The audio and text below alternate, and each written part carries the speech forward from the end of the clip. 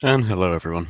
Figured I'd do a little live stream because I haven't done one in a few weeks. I've been kind of um hmm, how do I put it? Undergoing a bout of lethargy, in a sense. I haven't been idle or doing nothing, but with YouTube I've just kind of taken a step back, so to speak, been less active and so forth. I was also ill for a while again, as I'm so fucking prone to doing or becoming, so there you go. Um, I have left the link to this in a Sky group with a load of guys, so if any of them show up, then that's cool. If anyone wants to join, though, I will just shove the link in the chat. Um, just let me know.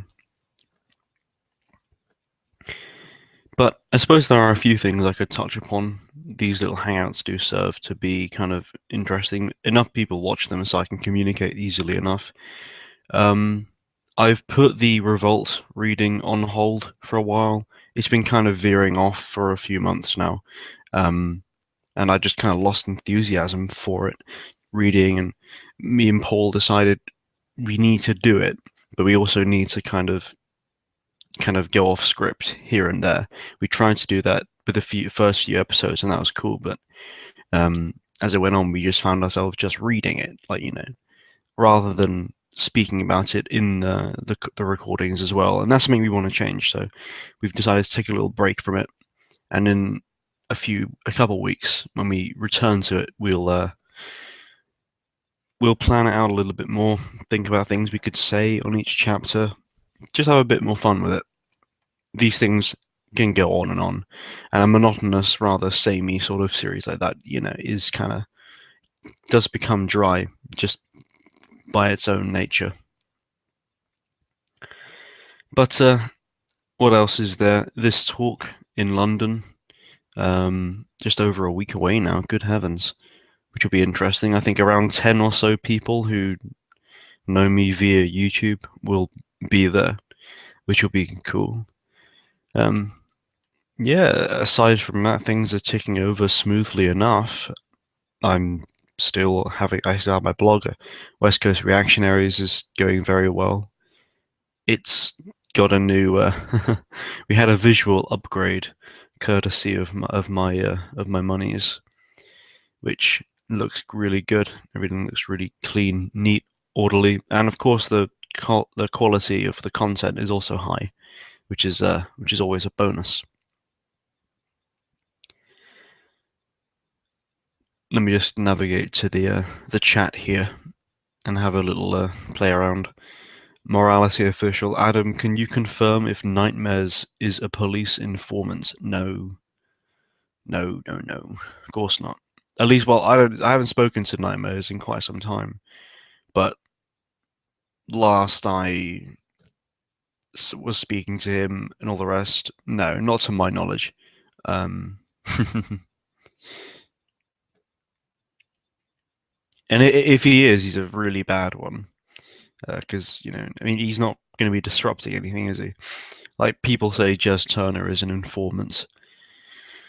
The guy who runs the London Forum and all the rest of it. If he was an informant, he's doing a terrible job at disrupting the rights by hosting all these gatherings and conferences and releasing all this material and kind of fostering the birth of a kind of micro intelligentsia. I mean, as a sort of thing, an informant would want people not to be doing. But there you go. Not to say I don't have my reservations about Jess Turner and the London Forum. It's not my sort of thing, as me and Jack said the other week. Um, it's not within my sort of niche, really. But there you go. But no, Nightmares is a police informant. No, of course not.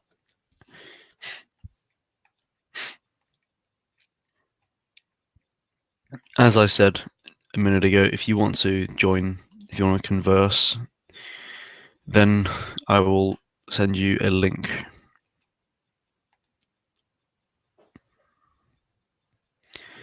Oh dear, Alberto is messaging me on Skype. It's funny, I don't really speak to the Britpol guys anymore. That's all kind of gone. Hmm. I wanted to distance myself from all that. I fucking name fagged. I name fagged on Britpol the other week for like what? For like, what was it, 20 minutes?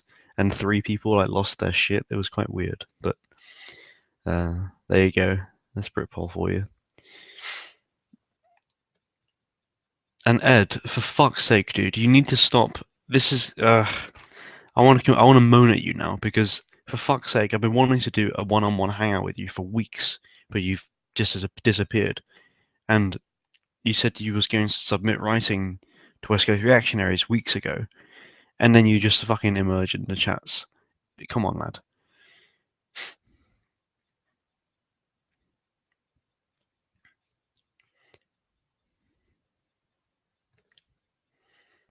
Cater, I'm not going to be responding to those sorts of comments.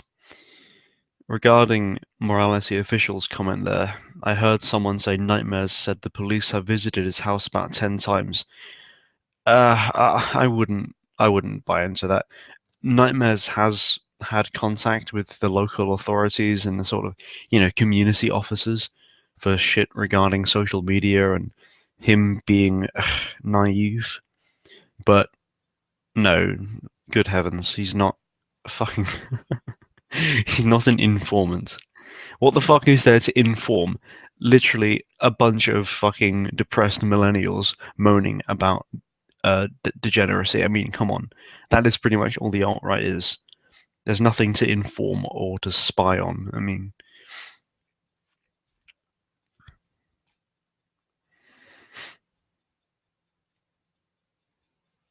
yeah, as Cygnus says, Nightmares is too busy painting Warhammer models to inform the police of anything.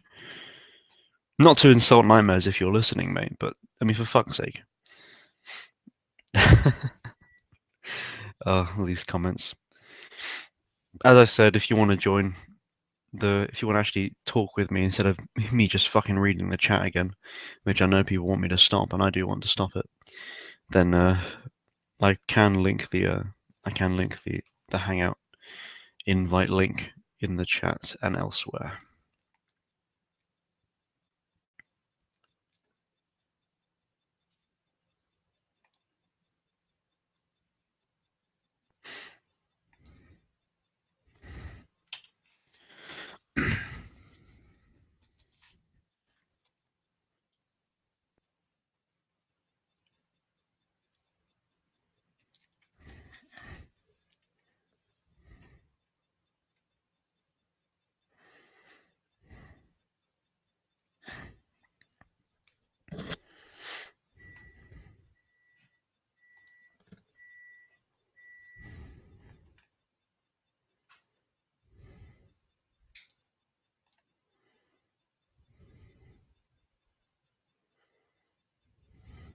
Responding to chat is not the best type of hangout. It's actually the worst. I've had more people complain about me to me about that than anything else. Oh no, if I think about it, I can't. I've had more people moaning about me being a pseudo intellectual than anything else. Come on, you cunt. Fuck's sake. I'll have to do.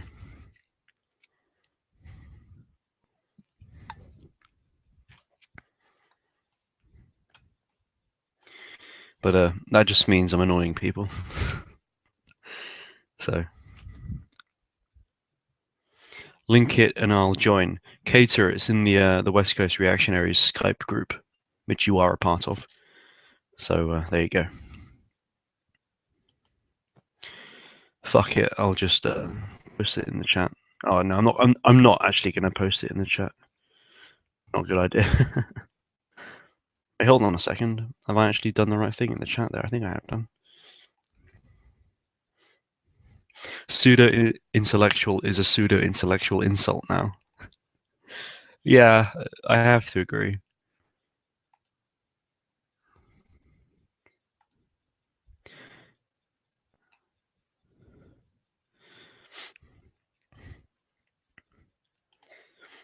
I just don't understand why I get that. Like, I've never claimed. I've said it so many times now. I just feel like I'm repeating myself for no reason.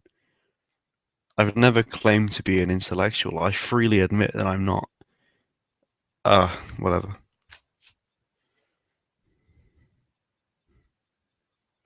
And Alberto's whining at me on Skype as to why he's been blocked from the chat. Why do you fucking think? You dumb cunt. I mean, come on. Anyway, that was months ago that I did that. Um, I can't. Thing is, I don't know how to unblock people from the chat. So I suppose there might be a way. Let me go to Alberto's channel. See if I can do it. Like there's a because it doesn't come up in one's blocked contacts list.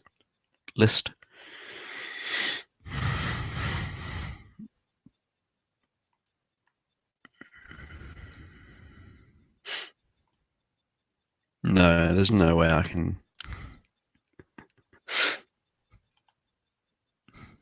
I'm sorry. I would unblock you if I could, but Google is difficult and I won't permit it.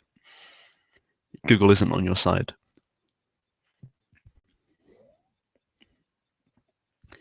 Is there too much autism in the alt-right?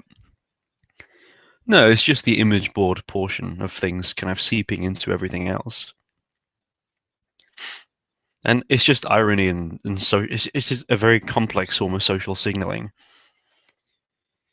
And it's an interesting occurrence, but it does have a tendency to obscure um, kind of genuine social interaction and the relaying of information in some areas, and it's just not. Greetings and salutations, Mr. Wallace.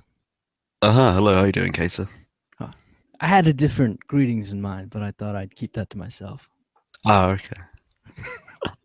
I like the pseudo-intellectual thing. I'd never been called a pseudo-intellectual before until like a week ago. I was talking to some fucking hell. Well done, your first time. Yeah. We can be pseudo-intellectuals in arms, I suppose. Yeah, of course. But it was peculiar when I was talking to this fellow because I said that I couldn't stand arrogance, and he assumed from the way I talked that I was arrogant, and so he laughed raucously that this was the most absurd thing that one could say. Yeah. Yeah, so I've what had have you it. Been up to? Oh, fucking hell. I said at the start some things I've done, just the usual. Thinking about this talk in London, which the more I think about it, the more I don't want to do it. So I'll do it. I'll do it though. No, just stop thinking about it. Yeah, I mean, I have an idea for what I'll do. I may or may not have, when no one was at home the other day, practiced in the front room. Giving a speech. It's all very. I'll need to respond to the atmosphere of the room when it happens, as it happens. It's not something one can plan because it's half an hour. They talk about some vague topic. I can't be too. This is the main difficulty: is the fact that I the audience I'm not sure of. Therefore, I have to be more accommodating with the terminology I use, with the kind of implications are that I have with other people and how much they know. So, things I mention, things I say. This extremist club, one of the chairs for it was a communist at some point, or recently, I don't know. So it's like, interesting. People like that, I think, should be. I won't say that actually. Now you have to. I'm curious. They should be treated very violently. I'm not even joking. I said that with a smile on my face, but that's only to mask the fact that I seriously like so. Well, careful, Wallace. As Facebook tells us, if you wear a mask for too long, you forget what's underneath. Oh yeah, of course, wise words from fucking Facebook. But no, I mean, yeah, so that's the main worry. I can't be too esoteric, I suppose, with my language. I like doing that. I like using big words. Yeah, you can't do what you did with Chad, and when he asks you a question, go, "It's ontology." I can't even remember that Like conversation. everybody knows what ontological arguments are. I know, but that but I have to consider it. I mean, no, for fuck's sake, when I remember now my conversation with Chad, I expected him to be far more knowledgeable about the sorts of certain things than he was, but that was my presumption. Um, but yeah, so that's the main concern. Other than that, we'll just see what happens. You know, David was telling me that there are kind of Jez Turner, for example, wants to meet me, as well as other people who are important and influential to a degree. Um, that's an interesting and strange idea that I Yeah, can well, talk rubbish on the congratulations. internet. Well, I can talk nonsense on the internet for a while, and all of a sudden, you know. But there you go. I mean, but what is really important is what happens from this talk. Um, what does it lead on to? Socially, professionally. It sounds so fucking bourgeois, but you know, I would like not to be fucking neat anymore. You're defecting to the mercantile class, I see. Uh, yeah, but I don't want to be fucking unemployed anymore. I fucking hate it. Although I'm not idle. Like I keep trying to Idle reassure hands are the myself devil's upon. playground. Eh? Huh? What was that? I said idle hands are the devil's playground, Yeah, as I was once exactly. told in church when I was a child. Yeah, it was true, right? Which was it was ironic because I was drawing at the time. Right. Didn't make much Well, sense. no, but it's good that I haven't been idle and I am busy and I do things. I can't say I don't do nothing, but I would like to just do more. But there are fucking things in the way of that which I need to overcome, which I will in time. But I don't know. I also worry that age is a factor, and that I'm simply not prepared for the sorts of things which this could lead on to. Um, You mean you're and I concerned don't that want you to. don't have enough wisdom to Yes, interact with these yes. older folks? Well, no, I don't care about that. Most people are retards, but actually, people, it's not Your that humility because astounds me, Mr. Wallace. I know, yeah, yeah. No, because anyone of any worth that I've ever come across has treated me well. That's to me a good track record. So when people say, "Oh, uh, you talk about things you don't know anything about," I've had only a couple of times I've had this. That's not true. I seem to know because I've actually had people who are qualified, and experienced and wise and elderly as well actually say, "Yeah, you're onto something." So I take that as a good. I'm on the right path somewhere somehow by some uh, strange occurrence. So I'm not worried about interacting with people, but I don't want to throw myself into the deep end of something and only realizing and like suddenly get cold feet. You know what I mean? And have make all these contacts. Suddenly, all these opportunities rise, and then I don't know what the fuck to do, and then I just push it all away and curl up in a cocoon, um, which I am prone to doing to some extent. Uh, I tend to run away from things if I feel like there's mounting pressure. I tend to kind of, I tend, I don't have, mm, with some things I can handle, with sometimes I can handle pressure well, but other times I just crumple totally. But that's the more a result of low self-esteem than anything else. But that is something which I have to overcome, and I think a part of that is simply age and the lack of experience. Um, so Well, I just we'll think see. with the secession of confronting it, the more and more you confront these things that you tend to shy away from, I think the easier it'll be. It'll just become Yeah, commonplace. yeah. My fucking camera. This is so annoying. It's a really good camera, but it just doesn't autofocus. Grief. But there you go. Anyway, I'm using the camera. I'm just raping our bandwidth so my brother can't So play. so everyone can see your glorious chin, Mr. Wallace. What? So everyone can see your glorious chin. Chin man. uh, I need to get a haircut. I'll get a haircut before I do this talk. I do wonder who will be there. I hope Alberto will be there because I'm taller than him and I'll have to bully him. Um, How tall are you? 5'11", 6. Oh, well, you're taller than me. You'll have to bully me too. I'll bully you as well. Lovely. uh, yeah. Yeah, There you go. I believe I told you this when we were talking on Skype a couple of days ago, but I gave a the first time I had to give a speech in front of a huge audience. I didn't clam up, but I just forgot what I was supposed to say, and it Hmm. was about I think it was about Dante's Inferno. Right. Instead of getting really nervous and retreating or getting jumpy, I just said, "Oh, do pardon me, I've forgotten entirely what I wanted to say." And then I just kept going, like just making stuff up off the top of my head. It was fucking awful. I kind of wish I would have shied away from it. I just kept Hmm. stammering through the entire speech. Yeah, But I yeah, mean, I went to I've given speeches, like in like secondary school, and I've been fine. I'm good. I am very introverted, like I keep saying.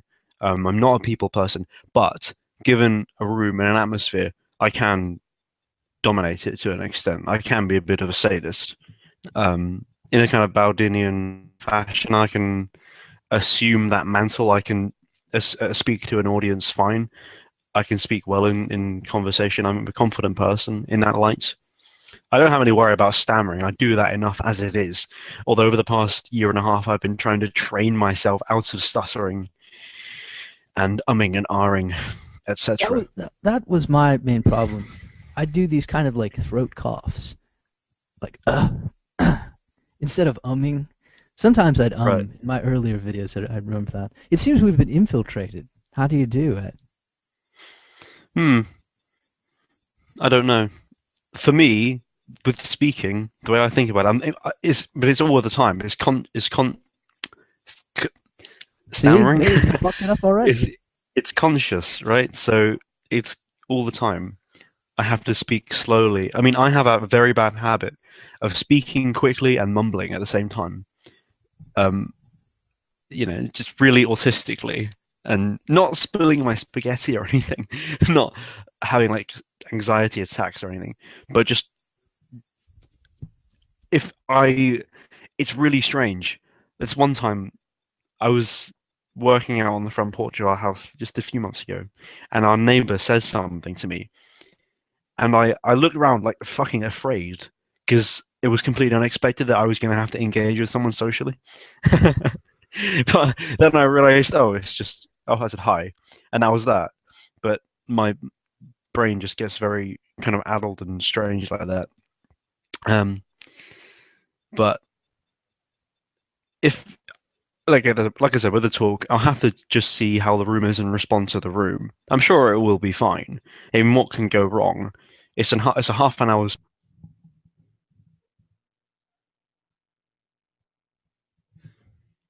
Adam, where'd you go?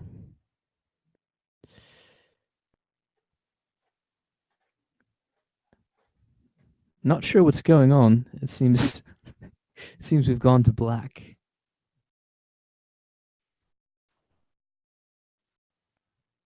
Hello? No, he's gone. He's gone.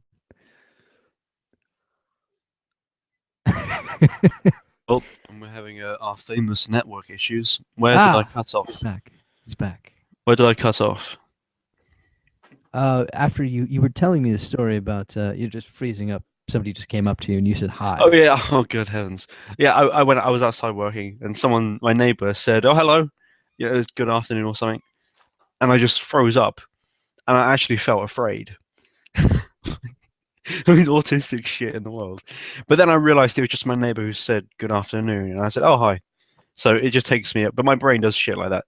Um, But nevertheless, with this speech, what's the worst that could happen? It's 30 minutes of me talking about how do people become reactionaries in the modern world. I mean, there's a lot I could talk about there. I am basically going to spend half an hour bitching about modernity and why it's shit. I've done that Yeah, for 2 years. yeah, that should be easy. Come Yeah, naturally yeah, to you. yeah. It will come naturally. The Yeah, worst thing that could happen is I stammer a bit, or I try and make a joke and it falls flat on his face. But I don't give a damn anyway. that So seems likely.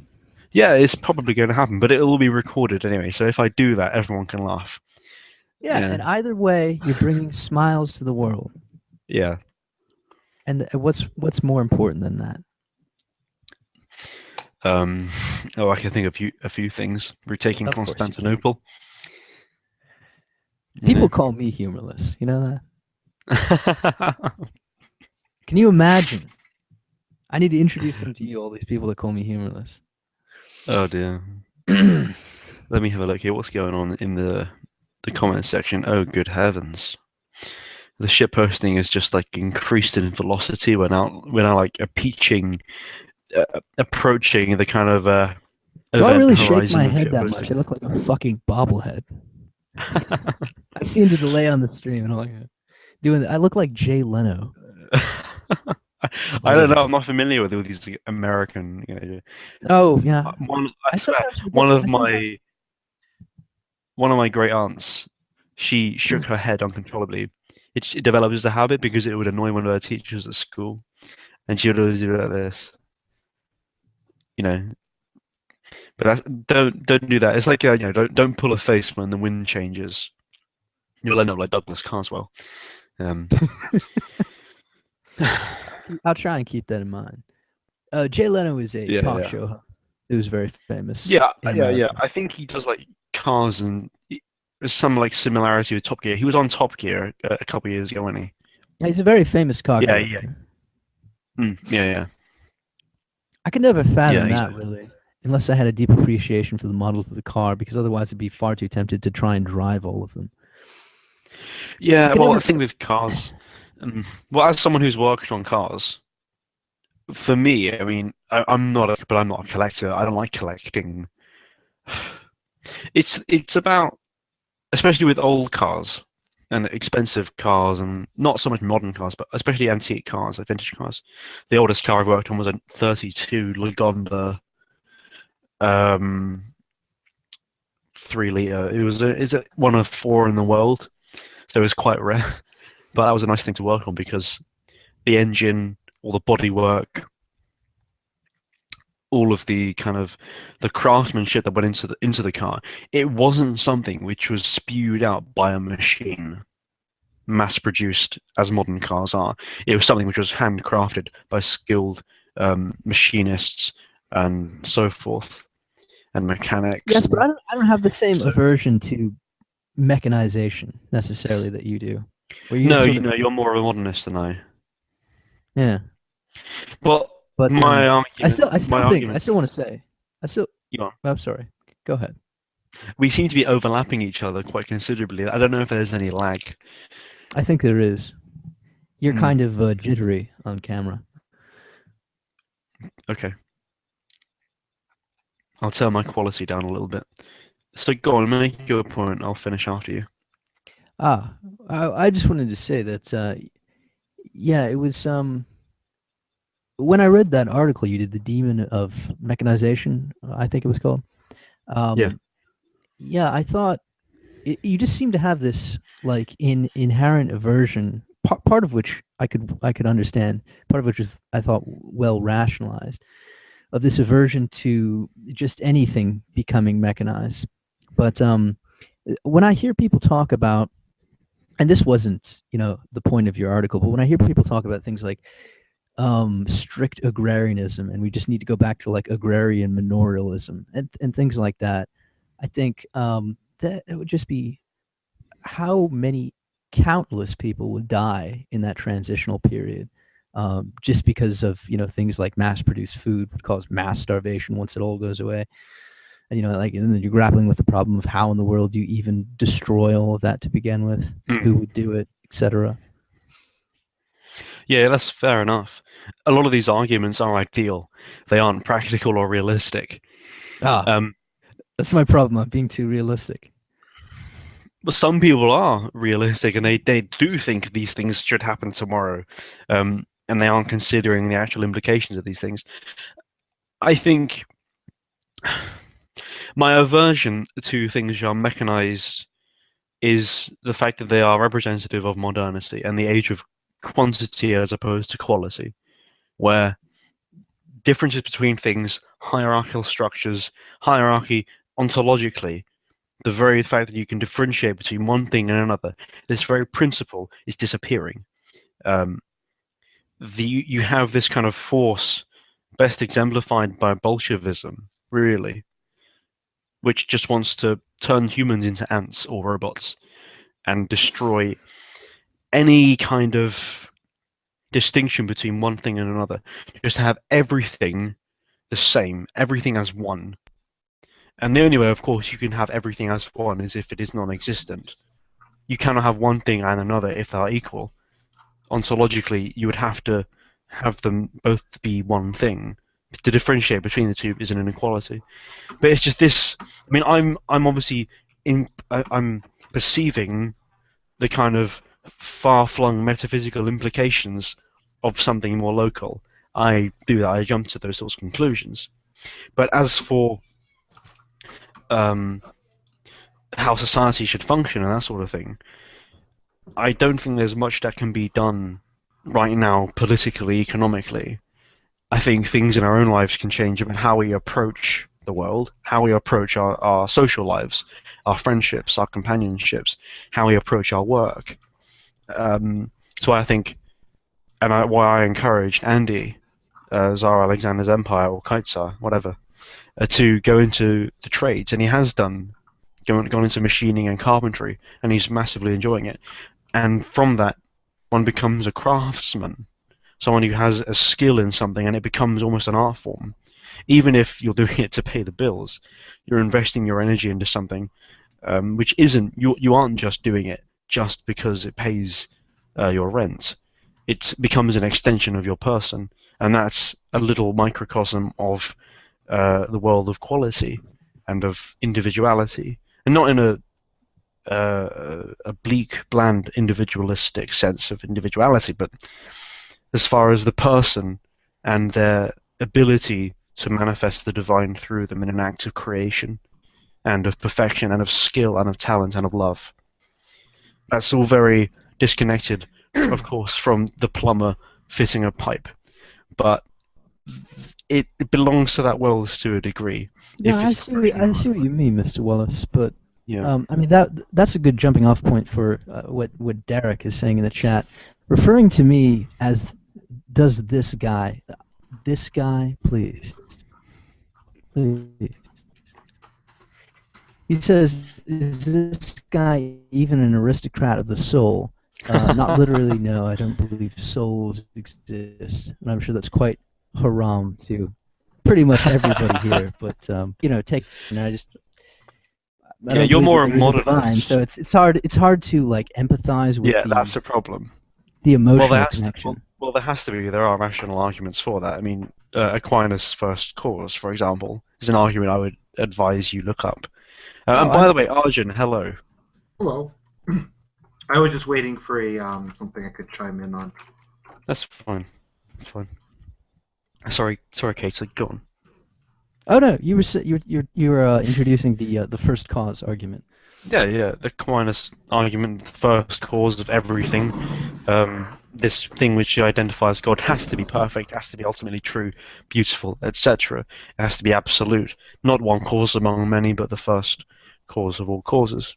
Causation Yeah, but itself as a principle. I'm familiar with the argument. I just don't understand why people jump to the conclusion that this cause must be an intelligence. Um, that seems very presumptive. Well, what would it be then? Well, I don't know. I mean, that's what people tend to say. Well, what would it be? Well, I don't know, but it doesn't of necessity have to be an intelligence, right? I don't Well, no, see yes, any but Right, well, reason that yes, to but actually makes the most sense because when we look at the world, when we look at things that are complex and designed, they often, I don't know, I just can't think of another metaphor than something made by a person. No, the best argument is that the world is imbued with intelligibility. You can understand the world. The very fact that the world is intelligible to you, if you apply that to the first cause has to be intelligence. Why? Again, why does that not lead naturally? If the world, No, if I don't think creation it is, does. Nor do I think if that. if I creation is don't. imbued with intelligibility, Well, I don't think the whole the the native who finds a watch just lying on the beach is terribly compelling. When you look at cellular structures, they look terribly uniform, and etc. But I don't see why that I don't see how that of necessity maps on either, because there are so many other things that are not uniform. They don't look like they're designed. I'm not making Argent's No. argument, by the way. The ridges in your brain, they don't look terribly symmetrical or terribly well placed. Yeah, I'm sorry, and let me just cut in there. I'm not making Argent's Doesn't argument. look, it's Good not heavens. intelligible in a constructed fashion. Yeah, but no, in spite intelligibility, I'm not Oh, I making know. Argent's I was. argument. Yeah, you're responding to Argent, I suppose. Yeah, that's what I said. Yeah, that's fair. Okay. Sorry, you're lagging a bit as well, and my audio is going a bit funny, so I've just turned my camera off.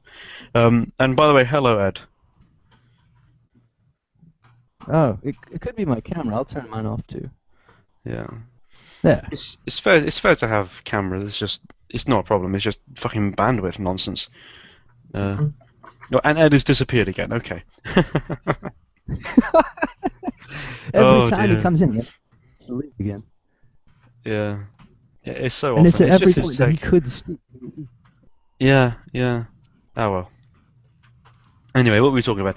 We're talking about mechanization, and my aversion to it. Yeah. Yeah, my aversion to it is because it's just, for me, it's purely intuitive and an extension of my character, and has little to do with how society should be.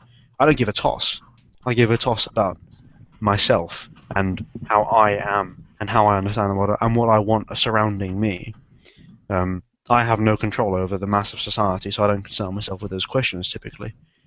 That's my, not to say I'm totally selfish and egotistical, but ultimately I'm concerned with what is in my immediate vicinity, and what affects the existential dimension of my own existence or my own life. So there you go. But you're more a modernist, more. You appear to me, Cater, as more a fascist figure than an aristocrat. Do I? Yes. I've never considered myself as a fascist. That's a Well, strange. no, thing to say. not like. Fascist. It sounds violent. It sounds aggressive, forceful. When I think of you, I think of the fascist architecture of Italy and of futurism, which I know you are an admirer of. Yeah, I am. Yeah. Okay. This idea of speed and of force and of power, kind of represented in a sort of a strong and geometric sort of fashion, kind of mathematical in a way. Yes, But- I mean that's what machines represent. To me, at least, is man's dominion over the Earth, which some people would push back against that and say that that's a bad thing, and Mother Gaia, and that kind of thing. I don't much give a toss for that No. perspective, however. No, I don't either. My caution there would be that, of course, man has dominion over the earth, and the man has dominion over machine as a tool, but my caution would be that machine does not have then dominion over man. Oh yeah, that's the Frank Herbert thing. In Dune, he outlaws all artificial intelligence just because of the propensity for the utter annihilation of the species by something that could replicate itself and its own intelligence to a point at which it could not ever conceivably be beaten. And you have machines that are effectively gods that are seeing into the future, etc. Hmm.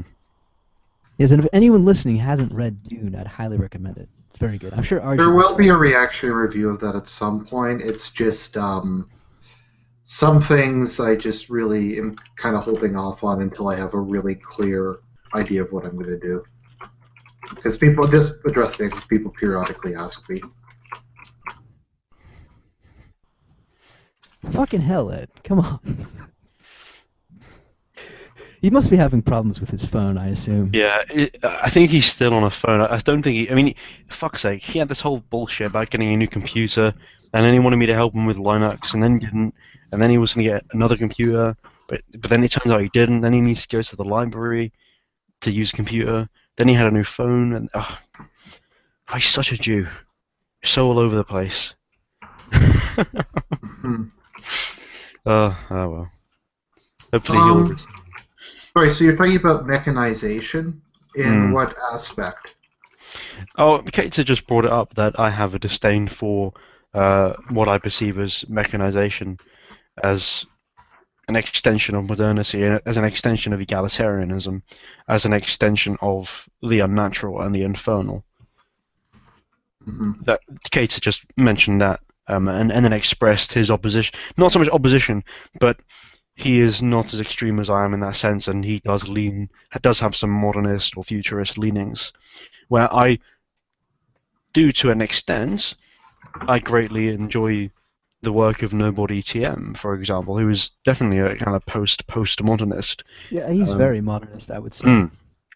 But I would not hold him then to be an architect of a city. I would not assign to him that role, or to be any sort of powerful cultural force. He He would acts. make some weird looking buildings. I kind Yeah, of like to see that now. it'd be interesting, but it wouldn't be good. Interesting, but not livable, I, probably. I Hmm. guess I just kind of take a practical perspective that it's inevitable, and if your society refuses to engage in it, it will be destroyed by one who does, which is historically what happened. Yeah, that's Hmm. true. The Derek ultra asks. traditional Derek societies. asks, Adam, if you could choose between becoming a powerful robot or living in a traditionalist society, which would it be? What do you fucking think? The latter. Well, for me, Derek, it would depend how powerful. How powerful of a robot are we talking here? Am I like an immortal being? Because that sounds quite tempting. Can I shoot lasers from my eyes? Because then I would definitely pick the robot. Oh Oh, well, but I would just ra- sorry, just one more point, just because this is something I get into discussions a lot with people. We had societies like China that viewed mechanization and the advancement of technology, etc., as fundamentally altering who they were. I believe in Confucian thought, the idea is for everything positive, something equally negative has to happen. So they opposed technology because they viewed whatever positives it would bring would lead to disasters. But ultimately, it made China a society that was fundamentally weak and just got completely destroyed by more advanced, technologically advanced societies. And so they weren't able to preserve most of what was quintessentially Chinese. quintessentially. Oh dear. Yeah, I think that's quite a good point, actually, and that's one which I would certainly agree. Is that if you have a society, or even not entirely, but just largely that detests technology and any kind of technological progress, I don't understand how there could ever be a good outcome once they're faced with some kind of outside threat, existential or otherwise. Well, and that's what happened with Japan, where some people are critical of Emperor Meiji, but ultimately Japan was able to maintain its sovereignty. It had to modernize to a certain extent, but it didn't go through the complete social and political desolation that China did.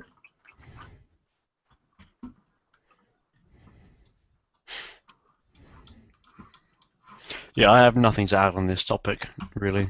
We're speaking in different languages, so there's nothing to be said. Mm-hmm. Um, Speaking in different languages. Do you mean because you're coming at it from a spiritual perspective, and we're coming at yeah, it from a A Yeah. deplorably modernistic perspective. No, but pragmatic and ideal is different. And I care little for pragmatism in the long run. Um, I think pragmatism only comes about because the spiritual is degenerated. If the spiritual hadn't then, or if the spiritual hadn't been forgotten, then you wouldn't have need for pragmatism, especially in this sense. Well, I think that one should always aim, of course, for the ideal. But if one realizes that it can't actually be, actualized, you can't actually externalize upon the ideal, I don't understand why one would continue chasing after it, and just try to get the next best thing instead of just giving up entirely. Hmm. Well, depends on what the next best thing is.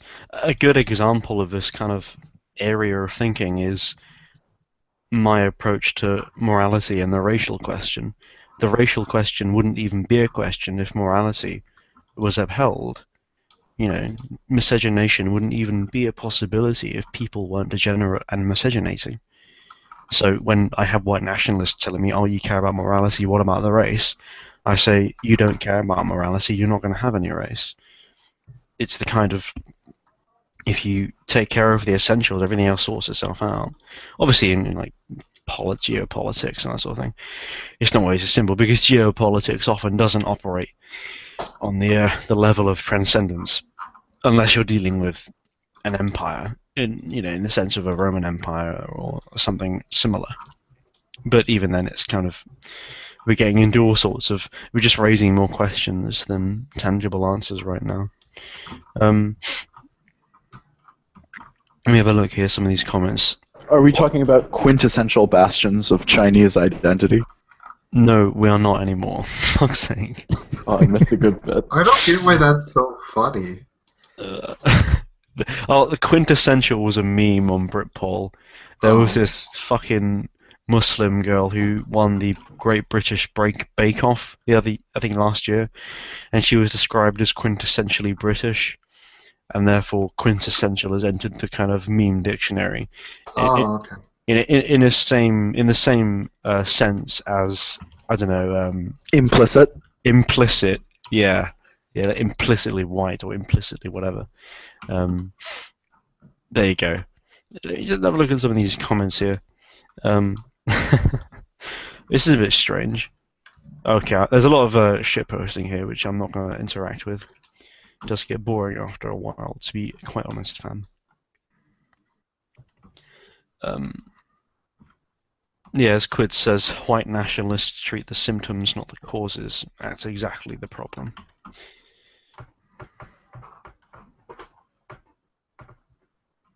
There you go. Okay. Ed. What the fuck is... Oh, fuck's sake, he's left again. I don't know. Don't even reference him. He's not gonna participate. So. Well, it's not his. He can't help it. It's his fucking tech issues. He keeps jumping in and out. It's his fucking New York internet. It happens all the time. Mm-hmm. Oh dear. Anyway, it's not even a formal hangout. It's just a fucking informal Sunday night. I have a pint of beer, nonsense. Mm-hmm. So. Oh well, it's not just a pint, 2 pints. What kind of beer is it? It's Old Crafty Hen. It's not. Well, it's ale. Vintage. It's oak aged vintage. So yeah, it's probably something they don't even have over in America. No, they probably wouldn't have this. Yeah, my favorite beer is it's called Chimay. It's made by monks, allegedly. Right. That's what the packaging purports, anyways. But it's very, very good. It's kind of really crispy ale. Yeah. I mean, I can only drink kind of dark ales. I hate things like Budweiser. And everybody hates Budweiser. They just buy it because it's cheap. Fucking terrible. But I wouldn't even do it. I wouldn't even waste my money on that.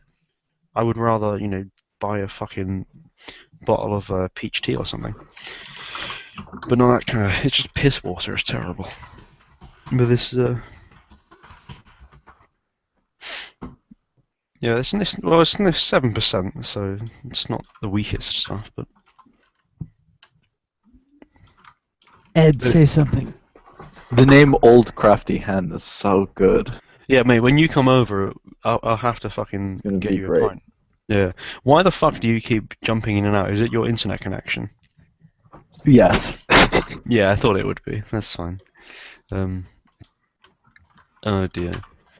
So how are you, Ed? Well, we've got you here and you don't disappear. Oh, pretty good, pretty good. I'm just having all these sort of catastrophes going on in my life, but aside from that, it's fine. Fuck. Well, we can talk. We can talk later or whenever. Yeah. I still Sorry, want to do that. I still want to do a hangout with you about the JQ. Of course, it's not like these things are going away. In fact, I'm merely accumulating little tidbits of information for the Hangouts in the meantime. So don't worry. That's fine, dude. I'm just. I don't know. I've been absent as well over the past couple of weeks. I've just been kind of stepping outside of things. Oh, and Ed, I had some ideas I want to discuss with you about the Logos Club, but Yes, this is an interesting idea. If you here, want to. this is top secret. This is classified. Okay, top secret. The logos. Yeah, You need to fill me in secret, guys. I'm fucking curious now. On the subject of logos, what do you think of Trump and Pence's new one? I think it looks a bit. It looks terrible. It looks like a dick. It looks like a dick going through something. I don't like it. Well, all I'll say is that it's very alt-right. Oh, fuck off. You quintessentially, you know. Yeah, that's. I mean, that was the first thing Ed said when I had seen it. And he sent it to me, and I thought, it just looks like it's bad design. But I don't know. There's something with people who instantly leap to the phallic thing. Like some people look at skyscrapers. I read, Don DeLillo. Every single skyscraper is a phallic symbol. What, are you going to tell me I had a troubled relationship with my mother or something? Listen. I think so. Clearly, there's a lot. There's a wealth of psychological gold mining there that could be had. Oh God. Well, I honestly think though that the Trump thing, they could have chosen anything else. Just come on. I mean, it's penetration right through the P letter of Trump, I think. Yeah, if they just put a strong T with a P filling the little gap to the right hand side underneath the top arc of the T, just a T and the P and like a nice bold bright with a few swishes around it, that would look fine. But instead they just had this it looks so obtuse and overcomplicated, these kind of things intertwining, and it just looks horrible. I think I must say I think Trump's decision here with Pence is a mistake. I think it was a political mistake, unless Pence does a Biden and just becomes a kind of in the shadow sort of guy, and doesn't really play the role of a frontman at all. Why do you think he should have picked? What? Hey? I was asking, who do you think he should have picked instead? Oh, I don't know. Thinking about it, Kasich. I would think Canuck going to tell our politicians who they should have chosen. That's very interesting. Well, I think who's that? Webb. That would have been a better decision. I also thought Jim Webb would have been, and I think that what it would have represented as well, would have sort of represented this coming together of the sort of old left in America, the old labor type left in America, the dying vestiges of that, bonding with the sort of Trump thing. Yeah, exactly. What needs to happen in America is you need to overcome this fucking retarded two-party system. And if Trump went with Webb, that would have happened, more or less. And it would have been immensely symbolic. But I just don't understand why he didn't do that. I think the only reason he did this is to get this guy's state. He's in Indiana. And that was... Well, that's assuming that Webb would be his VP. We don't know. He could have asked him, and he could have said no.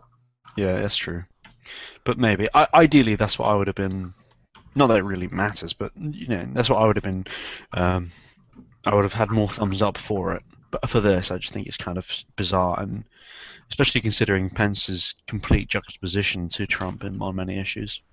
Yeah, I actually agree on that a lot. But I had said, he should have picked Sanders if there was any chance that Sanders would have actually agreed to be his VP. And of course, there was no chance of that ever happening. But I think that would have been that fucking 200 mil his fans gave him, and gave it right to Hillary. Fucking Well done. I think I maintain he should have picked Joni Ernst. Right, I'm not familiar. She's a military veteran senator from Iowa, I think. Right.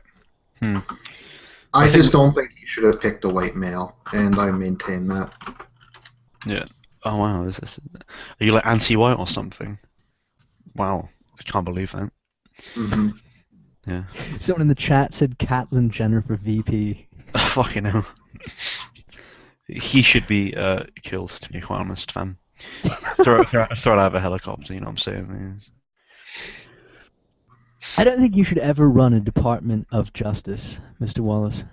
I would be very efficient. I'm sure you would. No, I'm not. I wouldn't be. This is all memes, bro. I wouldn't. I mean, forgive my skepticism. I'm not an Italian. I'm English. I know if you take the piss out of me for saying that so much, but it's so important. I'm all for local governance on those sorts of issues. But but back to the topic. Yeah, I think we all agree that this whole Trump Pence thing was a mistake. I don't know if I'd say. I think it was probably the best of the options he actually had. Really? Yeah. The problem is that Trump is the Debbie of American politics, and he kind of bullied everybody, and no one would. I don't think anyone would go on his ticket. Like Rubio wouldn't have been a bad choice, but he kind of burned that bridge in the primaries. Yeah. Pretty much anyone who he could have done, he personally attacked and publicly humiliated.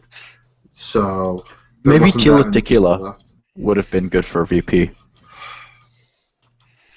Yes, he's still supposed to be speaking at what is it?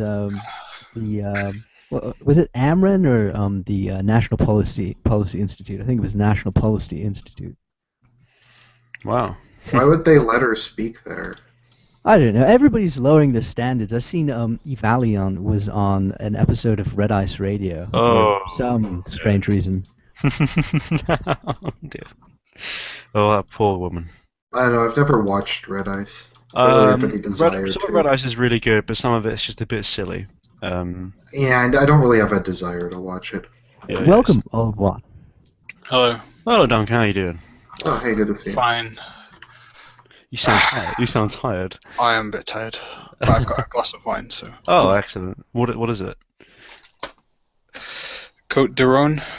All right. Is it French? Right. French. French red wine. What the fuck are you doing?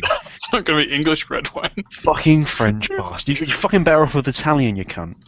Oh. Well, I've drank the whole bottle, so it's pretty. Okay. It's my last glass of wine. Right. I notice I'm awesome is in the chat. He alleged, and this might be of interest to you, that I was a Luciferian. I still don't know why. Off air. So if you're listening, I'm awesome. Please tell me why you thought I was a Luciferian. I'm just curious. I remember reading that actually. That you were a Luciferian. I was thinking for a second, hold on a minute, am I going to have to reevaluate this? My friendship with Cater. But I didn't believe it. I would have told you. I would have come to you. I would have asked you. All right, yo, why you gotta put a nigga on the spotlight like that? Come on, maybe for all we know, he is a Luciferian. I'm a secret infiltrator, really. What are you guys even talking about?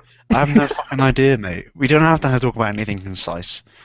It's Been going for quite a while. Let me have a look. I want to read some of these comments. Adam or anyone in the Hangout, thoughts on E. Michael Jones? I don't know much about him. There was that clip from him in that Nobody TM video. Sounds good though. Although he does seem like one of these American like anti-Zionist kind of obsessives. Oh yeah, no, I like E. Michael Jones. E. Michael Jones is based. Well, he probably is based. I don't know much about him. I'm a fan of his. Yeah. I suppose I'm just skeptical of everyone who's really like strongly anti-Zion, anti-Jew, because they eventually just sound like leftists when they talk about more Palestinians. He doesn't oppose it because of that reason. He opposes it because he views Judaism as being a negative spiritual current. I haven't watched that video. He has one up. That's interesting. Yeah. Well, the thing is, It's, I would agree with that, but I still believe the Jews. The only way for them to fix their spiritual orientation, their spiritual muddling, is to actually have a country. So is he actually anti-Zionist, or is he I just don't know. anti? I think he's anti-Judaism, but I've never heard him that he was directly anti-Zionist. Right. Well, yeah. Unfortunately, we not many of us know too much about him. So Just one quick thing. He got fired after his first semester as a professor at Notre Dame for being too edgy. well, in no rest for the wicked. Mm-hmm. What's AW's thoughts on TTPW? He should be punched in the face and told to grow up. To be quite honest, and no one else really would know who TTPW is. He's a lad who thinks he's a lass, basically. And he should fucking stop it. Let me have a look at some of these other questions. Grey RIC, I'm gonna fucking block you. Because you're just being fucking retarded, to be quite honest. Very Why are you classy blocking caliber Common people Filth's you have alt there. account? Is that That's great? That's not no. great, actually. No, this guy was just fucking shitposting. But I don't mind a little bit of shitposting, but he was just doing it to the point where it was just fucking stupid. Anyway, all this anti-Semitism on stream. Well, guys, come on, this is a pro-Israel stream. I technically am pro-Israel, but I'm not pro-Jewish. I'm pro-Hebrew, but me and Ed will talk about this at some point. Have you That's a very polite way of saying that he wants to deport the Jews. Yeah, that is. I do want to deport the Jews, but for It's their in own Magna fucking Carta. good.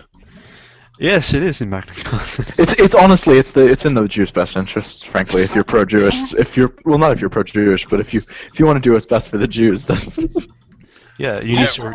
Create Israel so they all go there and then. No, I think what would be best for the Jews is if we invade another random Middle Eastern country. I think that'll fix things. Based Greater Israel. Let's invade Lebanon, and I think that'll solve our problems. Of course.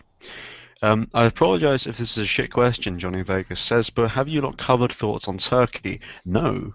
What are our thoughts on Turkey, lads? I don't I know. heard it was an inside job, so as to remove any undesirables in the way. I read on Russia Today that some of the soldiers thought it was a drill, and then I read somewhere else that Erdogan is looking for excuses to get rid of people. Coups in Turkey have been relatively successful in the past. Seemed like a bit of a mess, to be honest. Well, Yeah, it sounded really concise at first, but then it's come out and the coup has basically not done anything.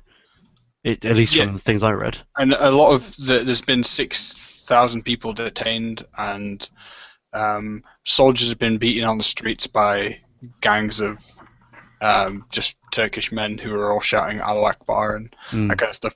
So it sounds like Erdogan is going from he's using the US as support while all the Western media says that he's fighting for democracy, and he's actually sort of creating a sultanate of some sort.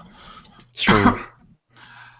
Okay, here's what I think happened. Erdogan has, because I actually follow this a fair bit, Erdogan has been slowly but surely removing political opposition and purging the army for years. Normally what happens in Turkey is the Islamists just kind of go all Allah Akbar and they do it all at once. But he's been purging over time. So I think what happened is something we're not sure about. Because keep in mind, for those of you who don't know, we're pretty sure Erdogan has been supporting ISIS behind the scenes. I think that's pretty much confirmed that he's been supporting ISIS. He's also been moving the country in an Islamist direction.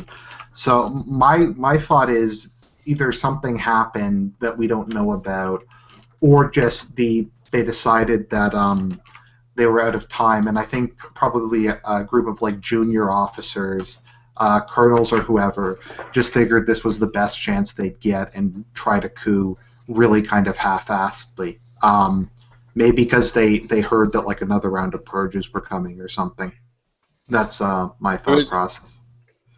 And wasn't the purge from the judiciary before the coup? Yeah, keep in mind Turkey has the most journalists imprisoned of any country on earth. Yeah, but apparently Erdogan was elected democratically, and you're a fascist bigot, so shut up. No, I mean, like, I don't. He was elected. He was elected democratically, but yeah. Well, according to Adam, I'm the fascist here, so really that should be my domain, I think. Well, there's a lot. I'm speaking aesthetically. I know. Turkey does actually have a See, fascist you've got no party. sense of humor. Yeah, it does. No Well, sense. the thing is, the media is covering it as if Turkey's this great secular power that's basically a European country and should be part of the European Union. At the same time, the soldiers are being beaten and killed in the streets. And Erdogan gives no freedom of speech to anybody, locks people up, and doesn't want people protesting on the streets until there's a coup, and then he wants everybody protesting on the streets. Well, there's actually a further right party in Turkey called the Nationalist Movement Party. Also, they call themselves the Grey Wolves after some sort of like thing, like a grey wolf gave birth to the Turkish people, and they're like a paramilitary terrorist group who mainly assassinates left-wing intellectuals, but also has like death squads that kill Kurds and stuff like that. So, yeah. Turkey is an interesting country, but I generally, and people might disagree with me here, I prefer secularism to Sharia law, but that's just me. Or, although, to be fair, in the Islamic world, secularism basically just means you don't want to behead Christian minorities. Yeah. I would support the military. I would have supported the coup all the way through if it was. Ataturk seemed to be going the right way with Turkey. Mm-hmm. Well, I'm definitely with Arjun. I certainly have supported secularism over Islamism, but I mean, it's not really my business to say, as it's not my country. Yeah. So, I haven't been following the story very closely, so I was just being quiet to listen to you gentlemen. It's been well, I mean, it is kind of our issue because Erdogan, we're pretty sure, is supporting ISIS. And he was using. I mean, it's right next to the border, and his son owns an oil company, and I've been told by somebody who has looked into it quite a bit that this route. There's a route through Turkey that the oil goes through, and then it goes to places like Ukraine, when Ukraine sell weapons to Turkey, which sell back to ISIS.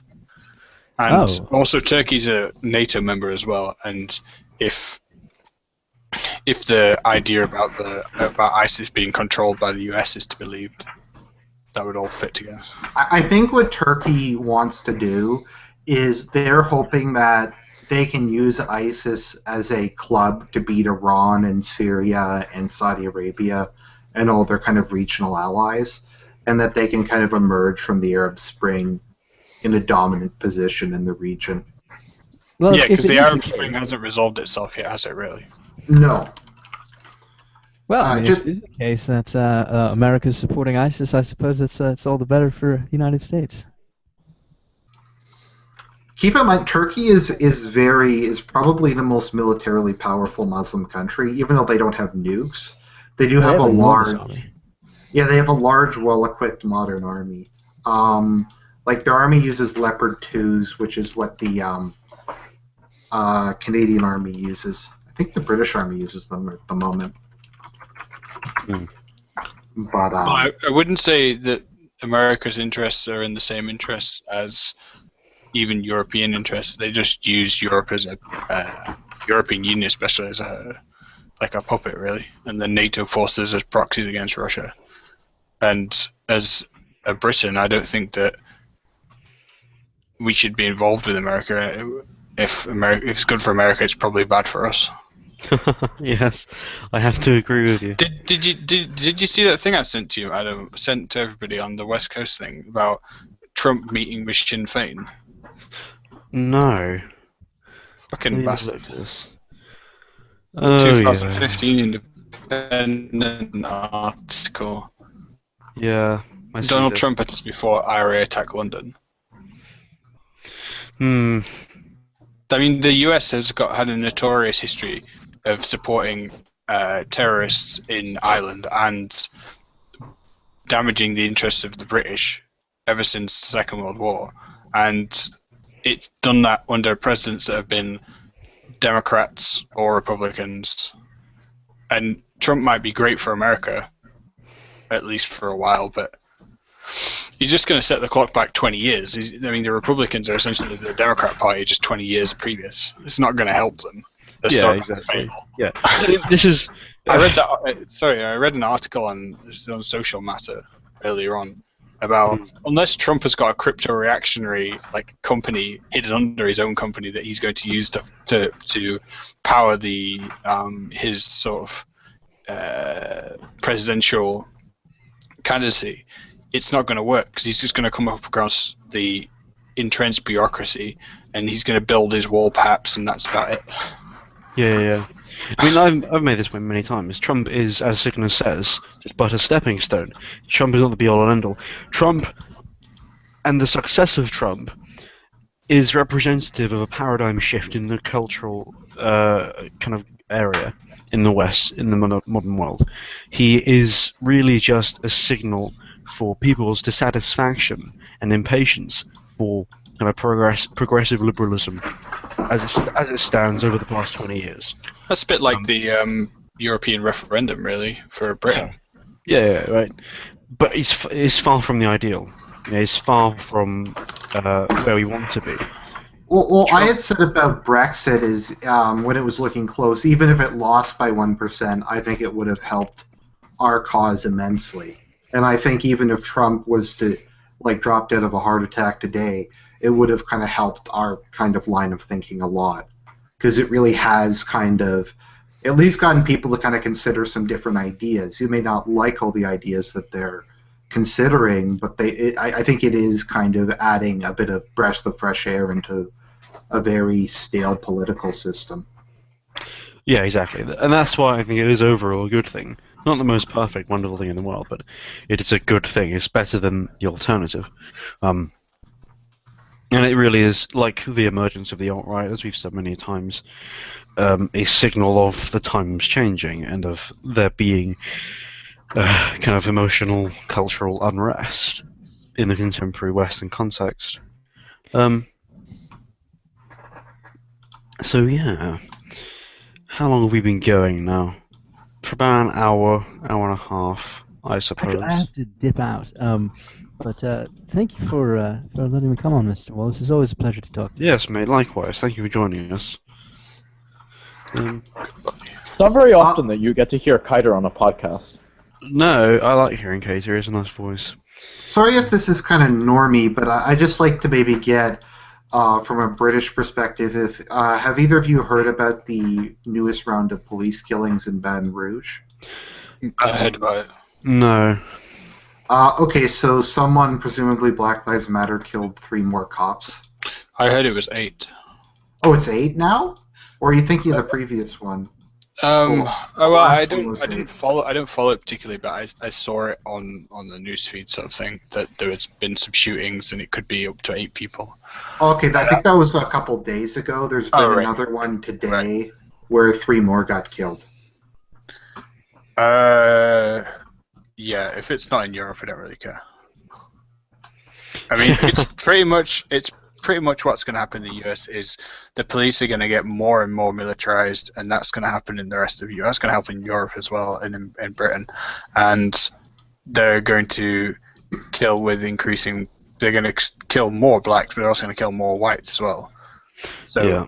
But again, what you need to make a distinction there between whites. I mean, if it's the police in Britain, then you've got a higher chance that they're killing Brits. But if you're in the US, they're killing Americans, and they're all the American, like the Americanas, the conservative Americans, the white Americans.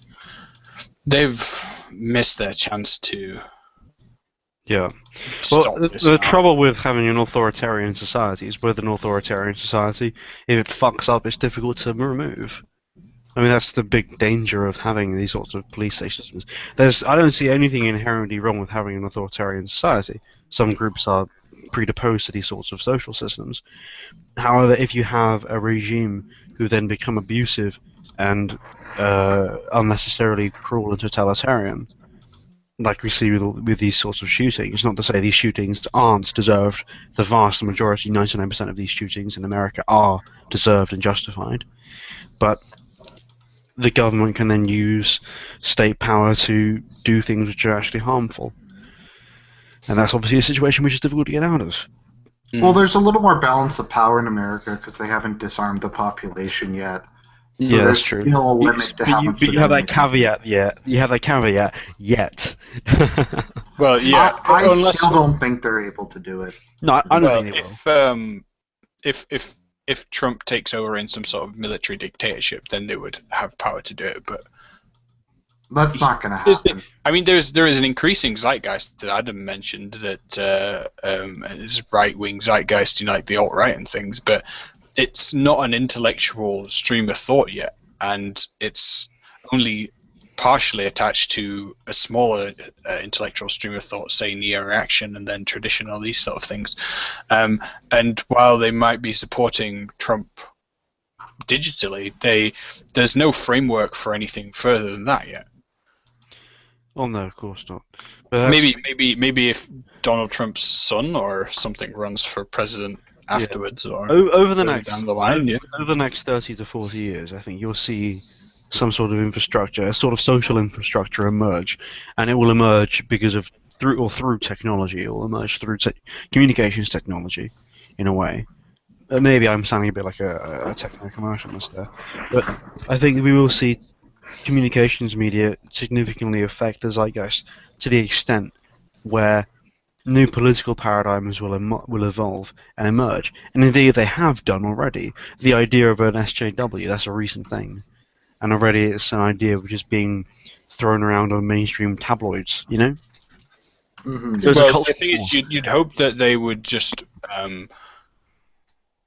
they would be upset that they have an abortion and commit suicide, or that they're a transgender and they just go crazy and commit suicide, and they all die out because they're not reproducing or anything. But the thing is, our institutions are churning these people out, all the time, and that's something I've come to realize is, maybe it's quite obvious, but I don't know. Yeah, but also to consider is the fact that the more of these people there are, the more people who are not like it there will be. I mean, especially amid the young. I've used this many times as an example, and it is anecdotal, of course, of my brother and his friends who are all right-wing. Even his Muslim friends, they are pro-British, as pro-British as a Muslim immigrant or son of immigrants could be. And they are right-wing, conservative, Tory-supporting, Donald Trump-liking sort of people, young men, 16, 17, 18. And you're seeing increasing numbers of these sorts of people, the kind of pop right, I like to say. People like Gavin McInnes, Marla Yiannopoulos, these sorts of people. That's what they represent and are influencing. They're like figureheads, aren't they? Like talking figures. Not talking heads so much, but they actually... they aren't intellectual.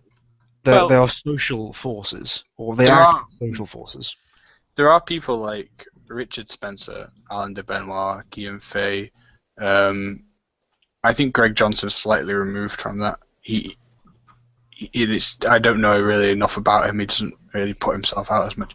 But there are these people who they're on the alt-right. They make a lot of effort to support the rights of whites or nations and things, but they're still a step removed from like the traditional religious right, or whatever you want to call it. People, like I mentioned that in that article I wrote on the Any Port in the Storm. There's an article like they're called The Religion of Europe on Gonhor, which accurately refutes Alan de Benoit's assertion that Christianity is sort of like a liberal or proto-communist revolution. Exactly. Yeah. I mean, there's a lot of there are a lot there are a myriad problems with those sorts of white nationalists, pan-Europeans.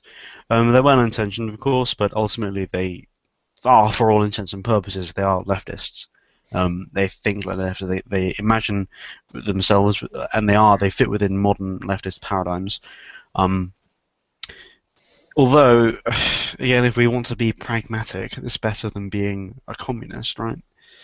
Although you are then led to people like Kai Moros, who are national Bolshevists. I suppose what I'd say to that is that it's good that they aren't as they aren't like just pure SJWs or leftists or whatever, but we don't need quantity of people for we need quality. Yeah, which is more important.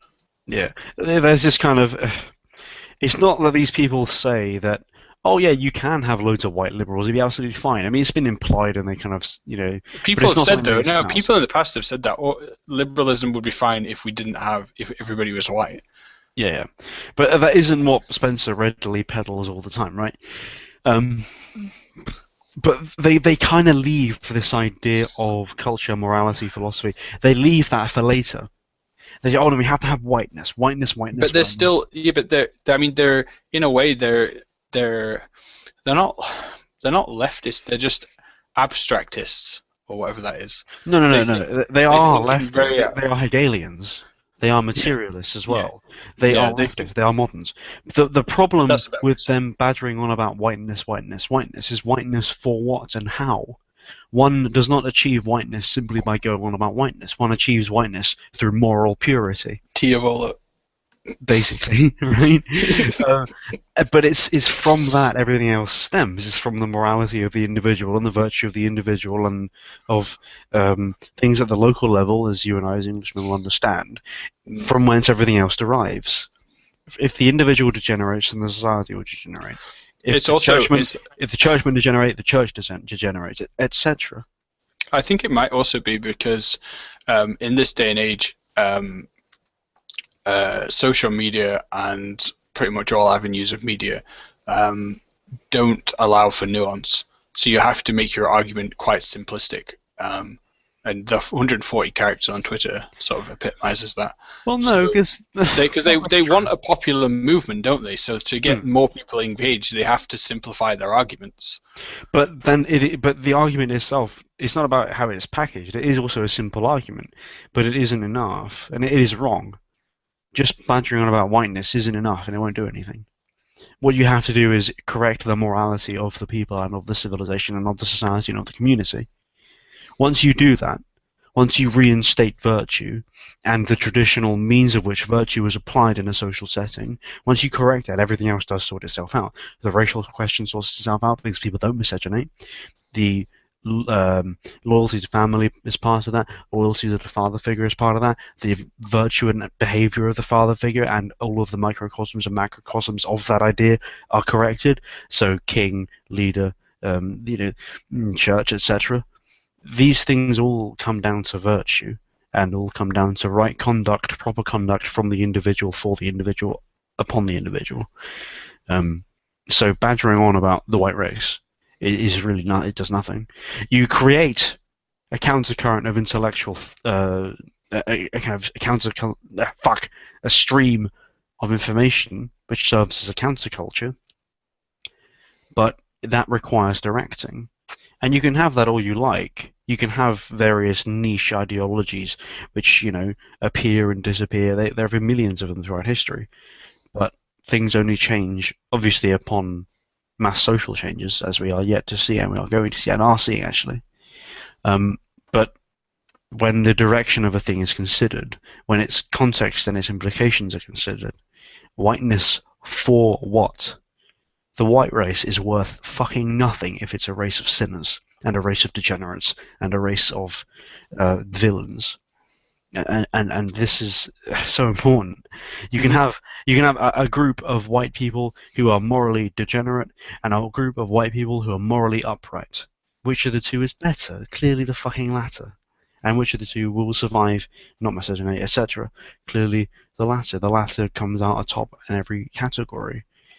I'm ranting a bit there. based Cardinal Sarah. Black man for Pope when. But he's more. It's just that that's a good way of looking at it when you've got the Episcopalian Church in America degenerating into like the most liberal mess ever, and then you've got based Africans saying you're destroying the faith. What are you doing? Yeah. But that just shows how fucked things are, you know. That's right, Duncan. I wasn't ranting at you. I was ranting for the sake of a video, and just because I haven't done any ranting for a while, and I've been kind of out of it emotionally for about a couple of weeks, and I'm recuperating my energy, so to speak. You've got the feely-feels. No, a bit more than that. That's okay. No, I was saying. I just messaged you on a response to what you've already said. Okay. Now that Argent left, I did tell Alberto that I'd add him. Should I add Alberto Barbosa to the conversation? The pirate. Bring Alberto Boybosa. Fuck you! Don't say that.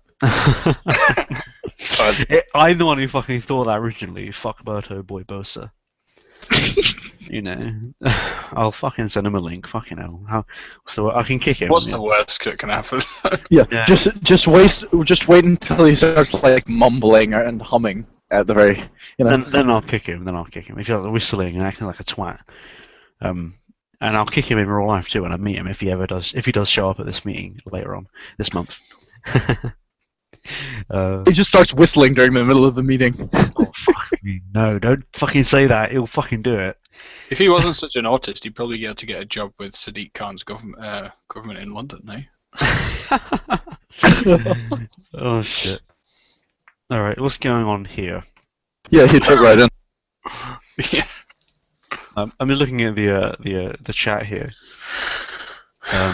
and Jack's fucking around with this Muslim. Oh, this Muslim going on about the enemy is Zionism, yada yada yada yada. Just an anti-Jew Muslim. We've not fucking seen one of them before. What a fucking rarity, I suppose, eh, lads? Going on about the New World Order and New World Government. Oh dear. Bring them on the call. I want to hear. I'm not doing that. He also said the word knobhead, so I'm assuming he's British. He's a proper British Muslim, yeah? Ask him if he's ginger. Oh, no. His name is Umayyad Dynasty, so I assume he's not. Has anybody... Oh, the Umayyad, they began Al-Andalus, so thanks for that, guy. You can speak Arabic, can't you, mate? Can you insult him for us in Arabic? Does he speak Arabic? I don't know, give it a go. Just say like you're a cunt in Arabic or something. If you can.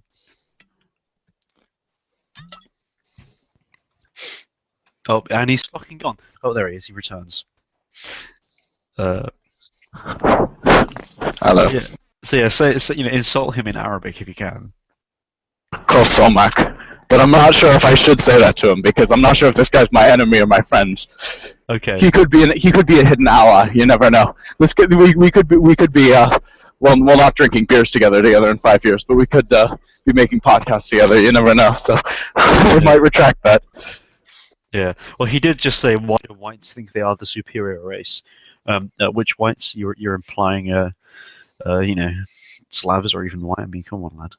Why are so many? He keeps doing this, repeating the line. Why are so many people brainwashed? Oh dear. He's on the Young Turks. You're on the Young Turks chats, are you, matey? Yeah, you're not a friend of ours. You're not an ally of ours. Has anybody read? No, it's just you and me, Adam. Have you read? Yeah. There's that again. Have you read Dune by any chance?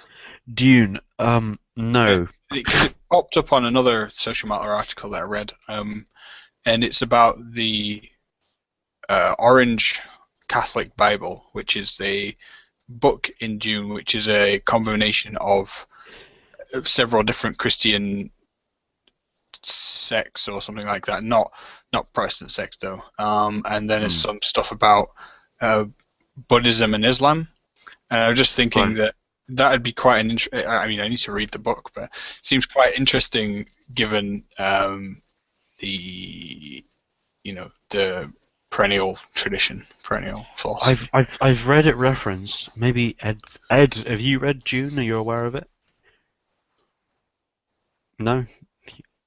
Maybe it was Jamie's who mentioned it. No, Jack maybe? Oh, fuck, I can't remember. I had someone mention this to me recently. Dune. Or I've seen it somewhere. But anyway, yeah, that'd be interesting. There's so much, obviously. We always whenever we talk about books, I'm always the first to say. Buddhism. I'm always saying, oh for fuck's sake, mate, I can't just kick you. I can't just kick you, you little cunt. Please no. Fucking Just give him the floor, Adam. Give him the floor. Let him speak. Yeah, what do you have to say for yourself? Please don't bully me anymore. Mate, are you gonna come to this talk? Lads. Why not? What the fuck is wrong with you? Lads. Why not? Lads. Hello, Albie. Hello, you filthy Jew. Yeah, it's been a while, man. This is long overdue. Well, let's keep it that way. Oh, Woo, fuck you, what man. happened between you two? Woo. What Yeah, happened? Fucking hell. he shagged my missus. Oh fuck, man. To be honest. You Yeah, cut and once they go black, they never go back. fuck's sake. We're not having that kind of shit here, I'm afraid. Why not? You're not going to say that again. No, I will kick you. Mad with power. So, Alberto, why are you so fucking insistent? So On, fucking joining us? I just wanted to ruin your stream, honestly. You just wanted to ruin my stream, alright. Yeah. You're doing a terrible job. You haven't done anything that annoying yet. I know. Well, I did start off whistling. Yeah. But that was kind of boring. You've done that before. So you need to kind of try I something. know. I need to come up with some new. Yeah, spice up your routine. You should get a soundboard. Don't fucking encourage him. Oh, I got a really bad cold. And you're on a stream. Yep. Drink some miso soup. It's good. Well, I've got an irritated mouth from my wisdom tooth, but Right. I'm fine. That's fine, I've kicked him. He wasn't here to contribute anything. No. So it's not surprising, it's fucking Alberto. He lives the shitpost. It's quite pathetic, honestly. But, I hope my brother doesn't end up like that. oh dear. He just plays Xbox all day. That's my brother as well. My brother sits in his room playing his PlayStation 4 smoking weed all day, every day. Well, my brother doesn't smoke weed, but All the while, like I swear, it's something in the Mountain Dew. he doesn't drink Mountain Dew, but it's like, it's that as well as posting like Donald Trump shit on Twitter. I know the annoying thing is that I think my brother is a little bit aware of things, but he's so like closeted in like his life that he doesn't express himself really at all. Well, you need to. And he get out goes there. around like as if he's in a trance, He just wants to get back into his virtual world. Yeah, that's not good. I've been there. My brother has been there. That has to be forcibly snapped out. Well, he's gonna be forcibly snapped out of it if he gets a place at university because he's gonna have to move and care for himself. So. Yeah. Okay, I'm getting on. But I was trying to say. I'm getting on the. Sorry, Ed. Go on. It's fucking getting on the train. What the fuck, Ed? Where are you? Where's the bing bong? Ed, where are you going? I'm just gonna get on this plane with this package. Where are you going? Are you going to the bar mitzvah? Oh, he's fucking gone. Oh, great. Oh, fucking, he's so fucking mysterious.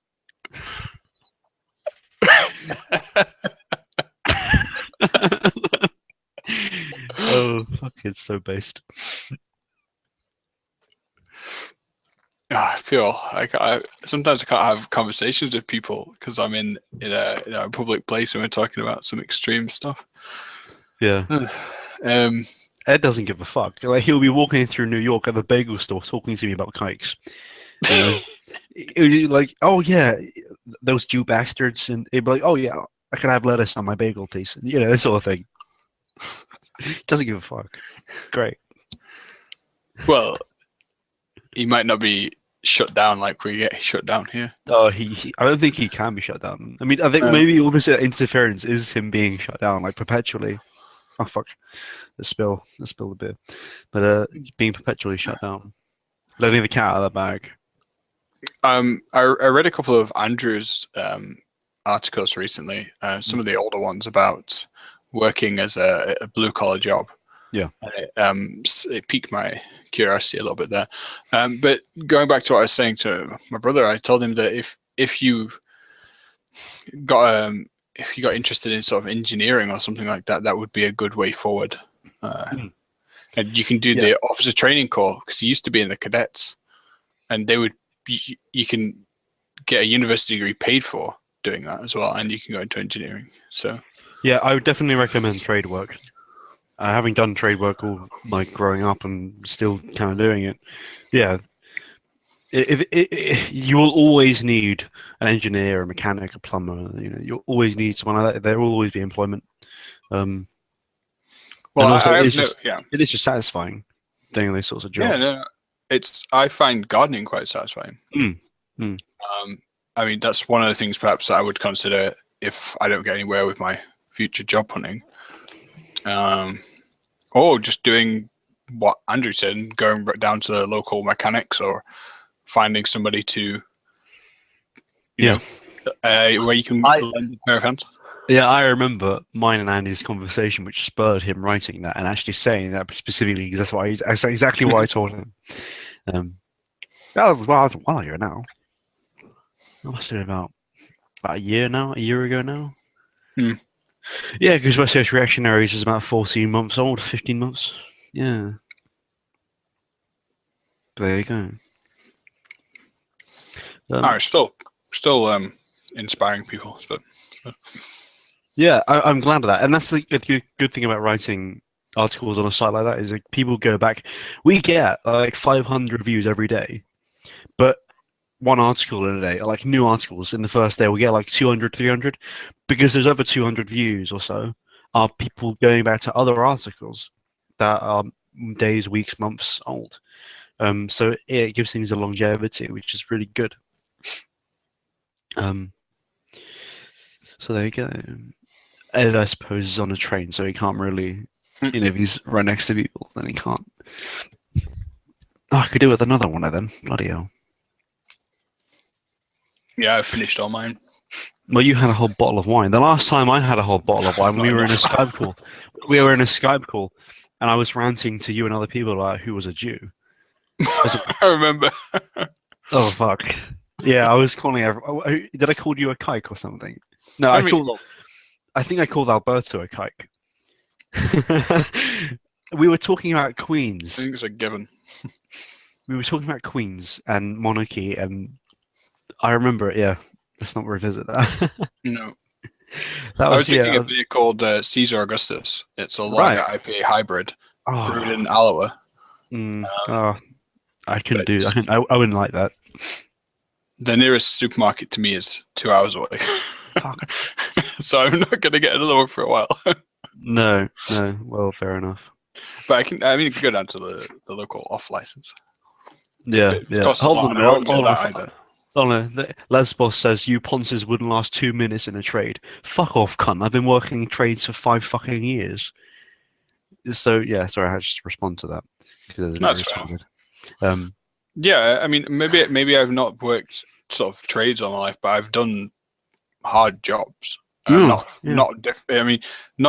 worried about working a difficult job for a while. It's just, it's not where I am now, and it's not something I'd see myself doing if I didn't have to. But no, I've not trying to escape from it.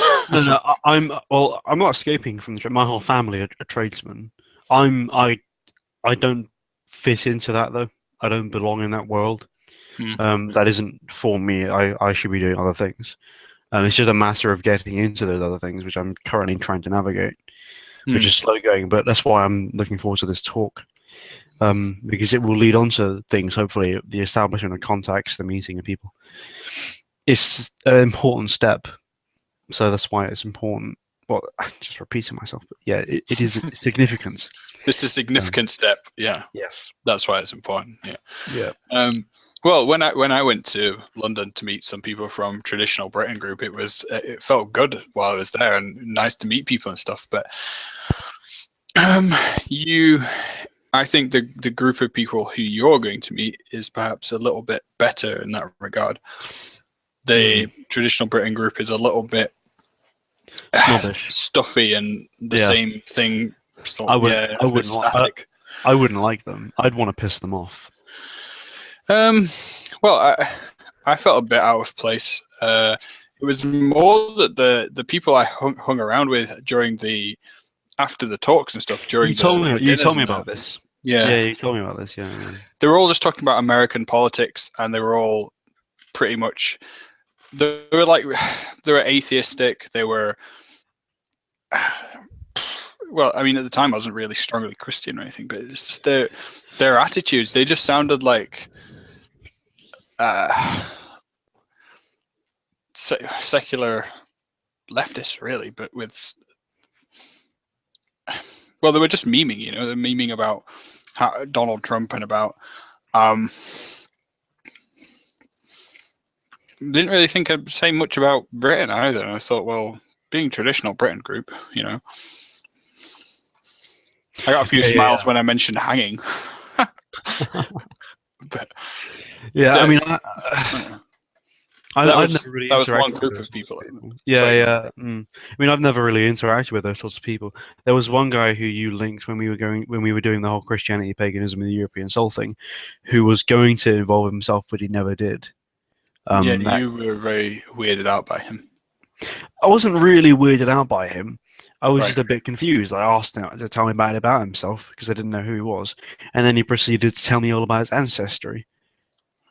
And it's like, no, I think he's a bit odd, to be honest, Adam. And I apologize for introducing him to you. Oh, don't worry. We haven't spoken since. How I knew.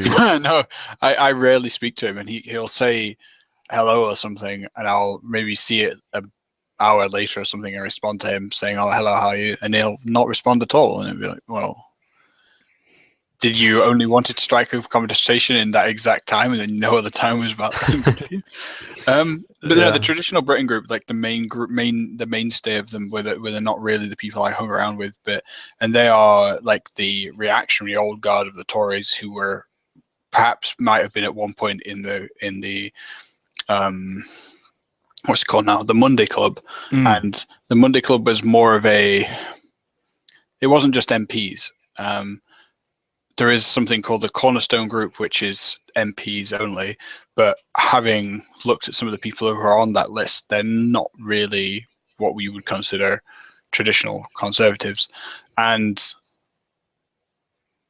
so Traditional Britain Group doesn't do anything now. They have these meetings where they talk about the state of affairs, and they have a Facebook page. And which is very active. Yeah, which is good, I suppose. But I mean, I get this vibe from them that there's a kind of staleness. There's a lack of energy. They don't like anything radical because they think that radical is connected with lefty terminology. They don't. So they were. I suppose this reminds me of Lord of Frost's attitude towards Bowden. That's a good summary. Yeah. Yeah. It's fucking disgusting. Yeah, pure arrogance, completely unfounded. Yeah, from somebody who knows both sides of the thing. Yeah, I wouldn't take that away from Gregory too much, but it's I don't. I wouldn't say I have any strong feelings to the man, but the way. Well, it's the way that the right works, isn't it? Two conflicting people blown out of all proportion, and that's it. Never talking to you again. disassociate yourself completely. He did that, because Greg Johnson over at Count Currents, and I don't know if it was Greg's directive or what, but they published quite a lot of stuff by Bowden. And then so when Gregory Lord of Frost found out about this, or there was something particularly he didn't like about it, he disassociated himself completely with Countercurrents, and then urged his followers or urged the people who were reading whatever he'd said to do the same. And it was just, what's the point? I get that vibe from him. Yeah. This very kind of smug, pretentious, self-righteous sort of.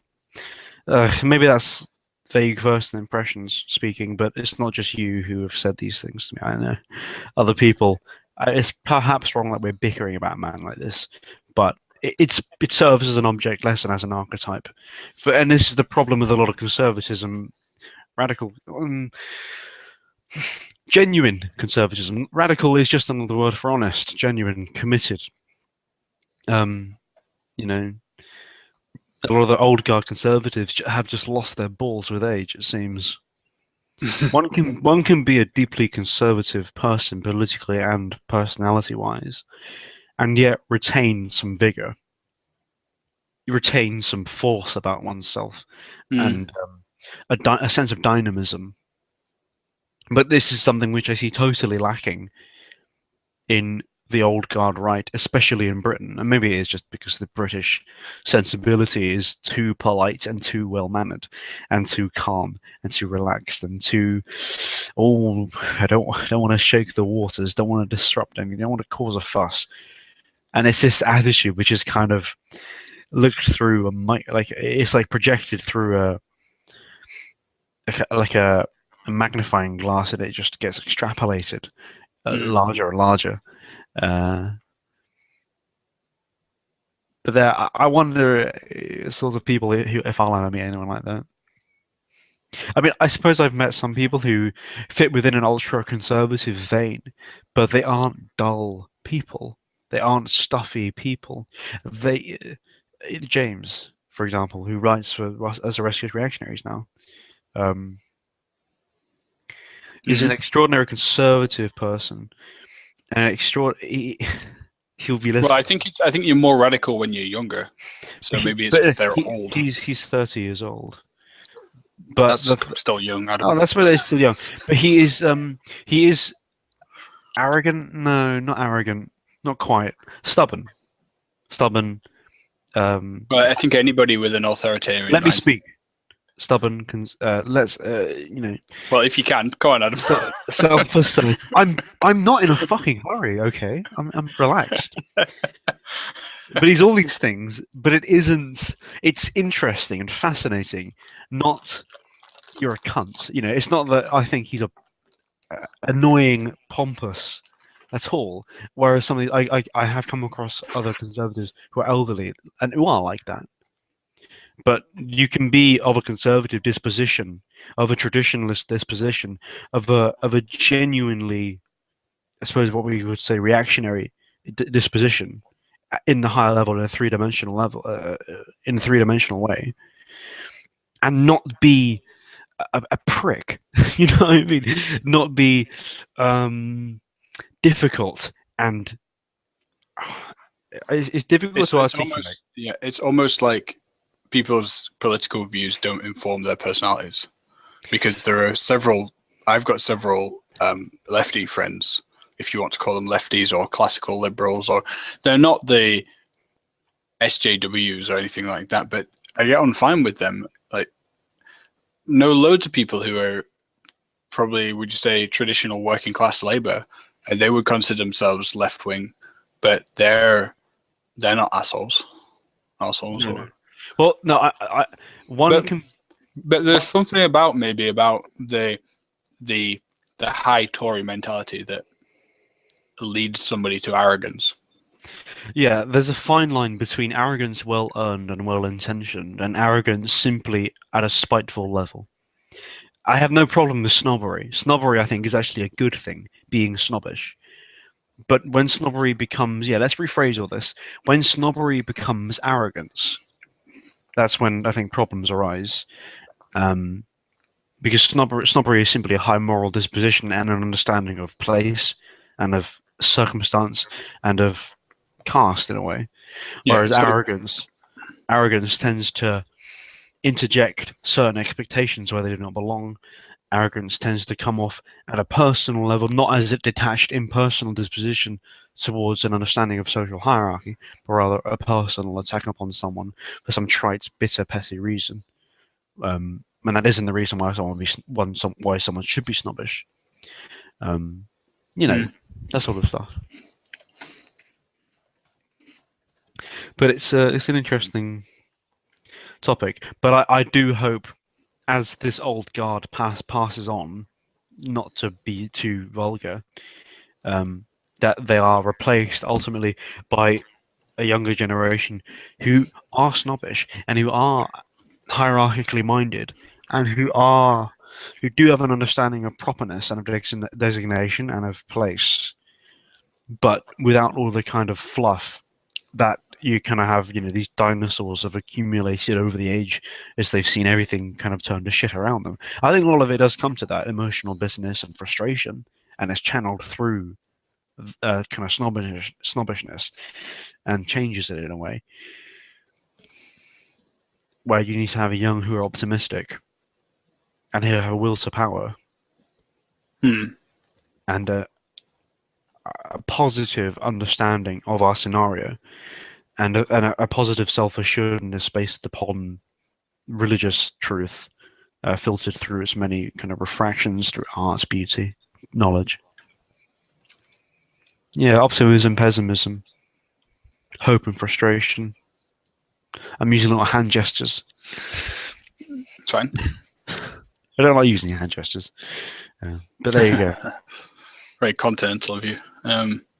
Gesticulating wildly. Yeah, I was just looking up the definitions of snob to see if it correlated with prejudice. It doesn't really. There's a quote from Edmund Burke about prejudice being important because it becomes a duty. No, snobbery is just understanding your social position and trying to reinforcing it down the ladder. But maybe if you haven't encountered that before, it makes it clouds your judgment of the person. Yeah, it can. But yeah, I get this. People call me pretentious because I use big words, and I think the only reason they would, and I've been criticized. I keep picking over people criticizing me. I really shouldn't be giving it this much attention. But it's interesting because it serves as object lessons. People criticizing me, telling me that I use big words that sound cleverer than I am. For fuck's sake, if I wanted to sound clever, I wouldn't swear as much as I do. I think the only sorts of people who would make that sort of statement are themselves insecure about their own intellect and the way they communicate. Otherwise, they wouldn't give a fuck. That's something that I've been thinking about a lot recently. Is the things that I say to other people, or the things that I think about, that really it's something that I need to do, and I'm just projecting onto them. And I was wondering if that's a natural thing, and that's in fact the default that everybody does. I think it is a natural thing in the modern world, where there is the force seeking affirmation. No, because the modern world, the forces in motion seem to propel people not to introspect, but to project, to criticize and attack other people and not themselves. It tends to encourage the opposite of jihad or the Crusaders' ethic of you have the external battle, of course you do. You have your external enemies, you have your external problems, but so you do have your internal problems. Now, external problems will be solved only if your internal problems are solved. This idea that other people will only respect you if you yourself are respectable and you can respect yourself. This sort of ethic, and that's something which isn't encouraged by the modern world, isn't encouraged by the ways in which people communicate with each other, by ideology as it exists in the modern world. So I think, again, it's why I try to avoid constantly talking about the news and other happenings. I do it. We all do it, but I do avoid doing it when I can. Talking about, oh, this happened in the news. It's why I wasn't going to talk about these happenings. Well, I don't like talking Turkey. about American things anymore, and Yeah. the things that happen in Turkey are, well, it was sort of exciting to hear about the coup on the day it happened, but now it's people say another thing, and then at the end of the day, actually, it doesn't really matter because, well, one, it's outside of our sphere of influence, and two, it's all part of the the modern world, if you want to say that. Yeah. But it's like, I like focusing on issues which have, of course, an external dimension, but do have a local dimension, do have an internal dimension. Just to read one of Jack's comments here, always good comments from Jack. In classical jihad, one can fight the internal battle by fighting the external battle. Context here is needed, of course. What battle are we talking about? We're talking about war and violence, and of the war as sacred. Most people, when they're bitching about other people, aren't fighting a war. And there does not, of course, exist any sort of framework for these things to be realized. War is a type of framework. Violence is a type of framework. Social bitchiness is not a framework. There is no framework which exists anterior to this happening to direct it in a proper direction, or to give it a proper direction. But it's why my recent article on Jewishness, my further thoughts on the Jewish question, I imply that the real battle is the internal Jew, not the external one. Oh, fuck's sake, this camera. That feel when 1% Jew. No. Dude, just fuck you should just cut a finger off or something. But that's my point. You can't attack Jewishness if you have Jewishness within you. And we should attack Jewishness. There's nothing wrong with that. Jewishness is an enemy, is a destructive, chaotic force. But the only way to overcome it is firstly to overcome it in the self. Again, there was keep talking. Yeah. Again, this is something I mentioned in my article. I quoted Evola regarding the occult war, as it's called, where the kind of force is in motion. I need to start using that term. Which book is that in? Oh, it's in his Notes on the Third Reich. I hyperlinked it. I hyperlinked it in our article. If you just read the article, and where my first mention of Notes on the Third Reich, it's a link. Click that, and it'll lead you to a copy in my my Google Drive of that book, which I found, which is great. But Evola mentions this idea that the forces in motion, as they're called, one of the tactics used to triumph over virtue, I suppose, is to direct people's attention away from the real enemy and into phantoms. Or, if the enemy is a hydra, only attack one of its heads, only one. Direct all your attention there, ignore the others. When in fact we should be taking an even, rational look and attacking all the heads of the hydra, cutting them all off one by one, not just one of them. Yeah, there's the who is it by now? Hang on a sec.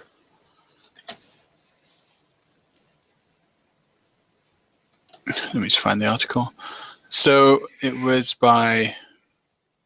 on At a Visionary, a near-action with toward the view towards the future. Darren Delvert, and he was talking about the coup in Turkey and how the cathedral it could be a headless hydra or headless leviathan.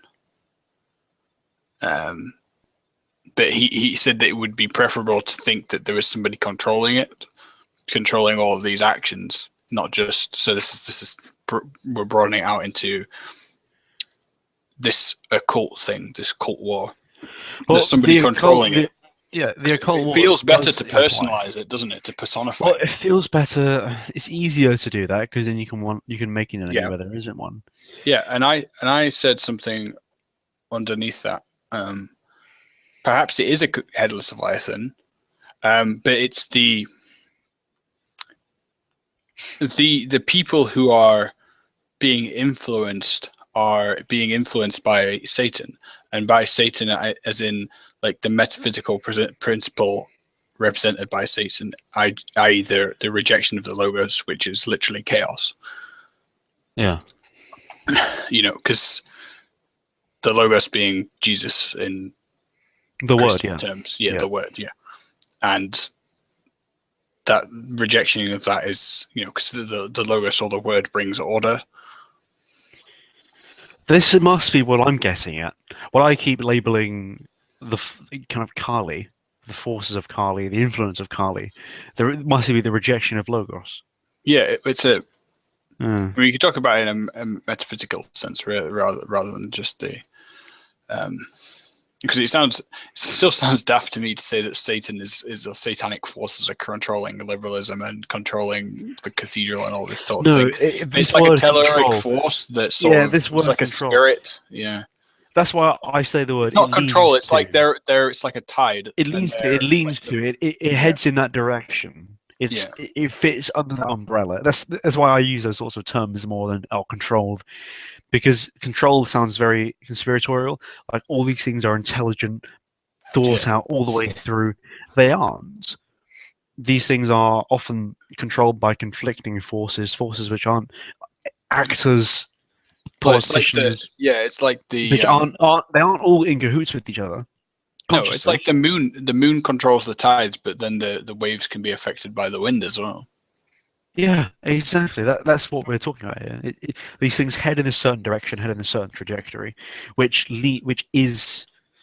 They follow the contours of the land as well, like the sea does. The river does, and it doesn't. These dark forces, these dark forces. Dark forces.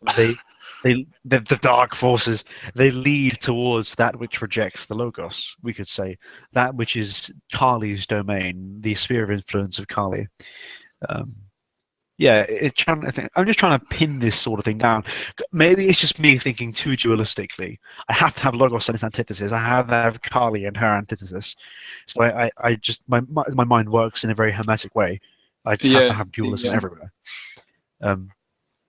C.S. Lewis makes a good argument on that. Well, he basically states the Christian argument on that he arrives at a dualistic understanding and then says that if good and evil were just two opposites, then they would be equal and they would be in some way, you could choose one or the other and both would be, either could be right. But he was saying, well, we know good is right, so evil must be just a shadow of good.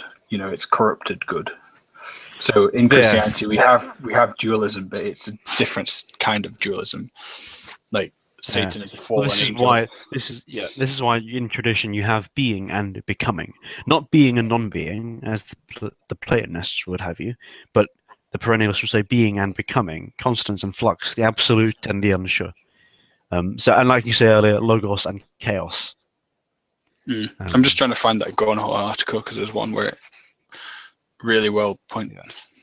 But it's how have we come to start wrestling with metaphysics? I wonder. I don't know. How many viewers? We have 40 odd viewers. I bet it was the Jews. they influenced our conversation, Adam. The fucking fact is, we were talking about the Jews. I was talking about the Jews. Right? So we can just blame Ed. Ed isn't here, but he's here in spirit. But as I was saying with my article on Jewishness, just get the wrap up that point before we go off on this little tangent. The whole point of the article was that Jewishness is an embodiment, a particular embodiment of this kind of chaos which can be found everywhere else. It can be found in us. It can be found elsewhere. Jewishness is particularly problematic. Absolutely, I'm not denying that. As some people have assumed that I am doing, I'm not. But the only way we can tackle the problem properly is by not being Jewish ourselves. Not the only way you can fight evil, chaos, is by not embodying that yourself. You can't fight chaos with chaos. You have to fight it with order. In this case, logos. So there you go. That's that problem solved. Yeah, I found it. Yeah, link it in the link it in the chat somewhere. I'll link it. I'll link some other things as well. All right. Let me just have a look at this chat here. Gospel of John. Well, Britain are big Tim Cucks. Taco time. I think you need to learn how to speak English, my friend. How many countries has Britain meddled in? Too many. Nothing. How can we be cucks if we fucking ruled a third of the world? I mean, it's not very cucky, is it? Although it was the English, or the British Empire was, I think, in my opinion, a mistake. It shouldn't have been. And well, it was also, we ruled over people, but it was like a trade empire. Yeah, it was a mercantile. It was simply an like, exertion of power enabled by the Industrial Revolution. That it had no transcendent character. Dominance over the seas. Yeah, but the British Empire had no transcendent dimension, and that's why it was degenerate and why it was a mistake. But it was. But most of the European empires were. I mean, it's not like they're not really comparable to the Holy Roman Empire during the High Middle Ages, for example. That's true. That's true. But that is the ideal. The idea of the Imperium. That is the ideal. Everything else should try and get close to that.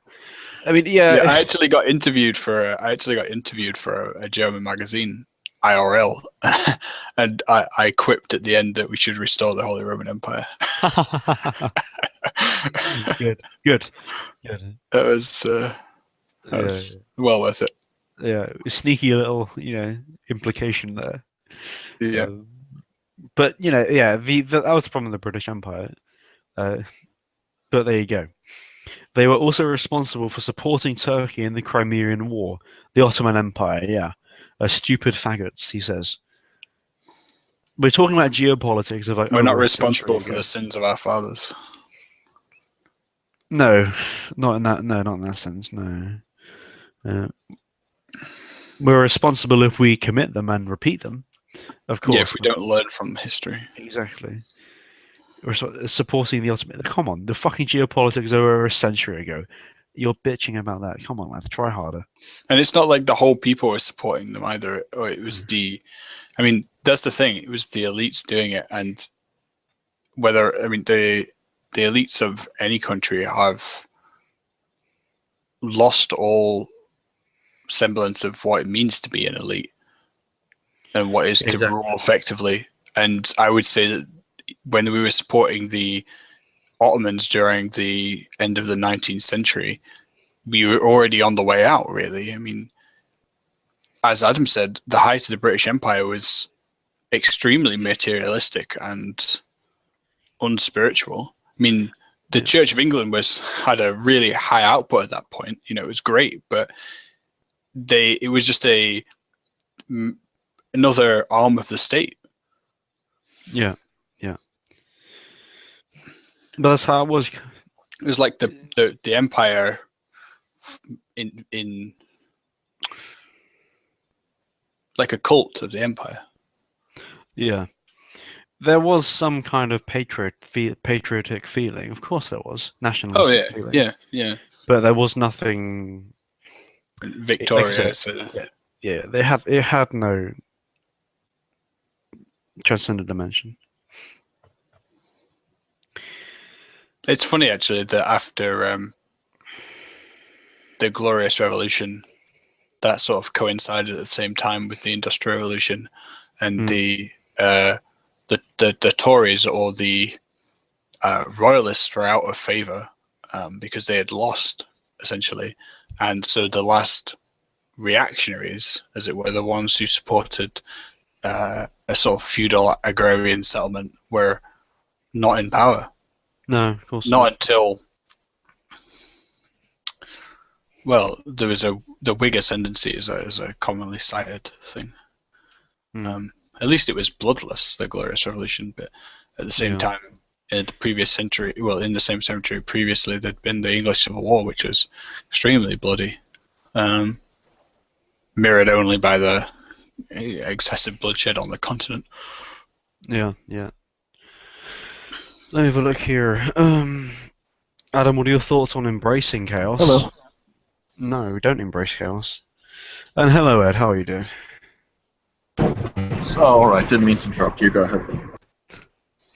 I see you're still on a train.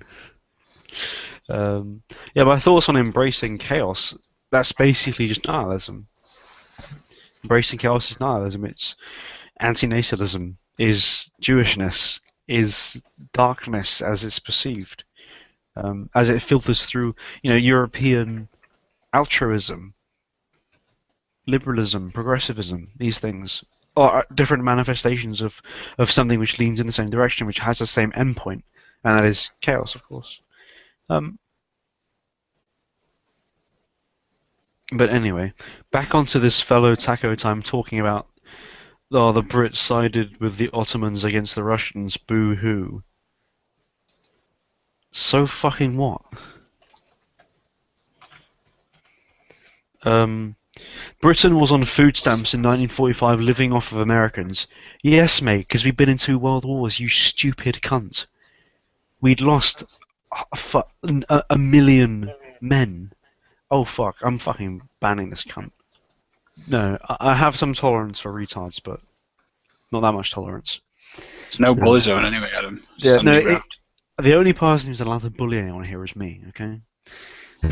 It's a bully zone for only people who deserve to be bullied. I mean, those are sort of basic things you hear from Americans regularly.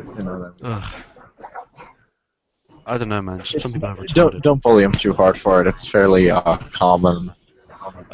No, I don't care about being tolerant or liberal. I don't care about making friends. I have nothing to lose by blocking one retard. Anyway, thoughts on Arthur Schopenhauer. I don't know much about Schopenhauer. I think his anti-natalism and pessimism was a bit faggoty, but apart from that, I don't know much about him. But yeah, aside from that, I don't have anything to add. I don't know if Ed or Duncan knows anything about Arthur Schopenhauer. Not really. No. No, I find the pessimism thing. I mentioned this again in my article about Jewishness. There is struggle in life. One overcomes it, or one undercomes it. And pessimism is an undercoming of struggle, and therefore it's degenerate and destructive and wrong, inherently. Goes against the word of God. So, there you go.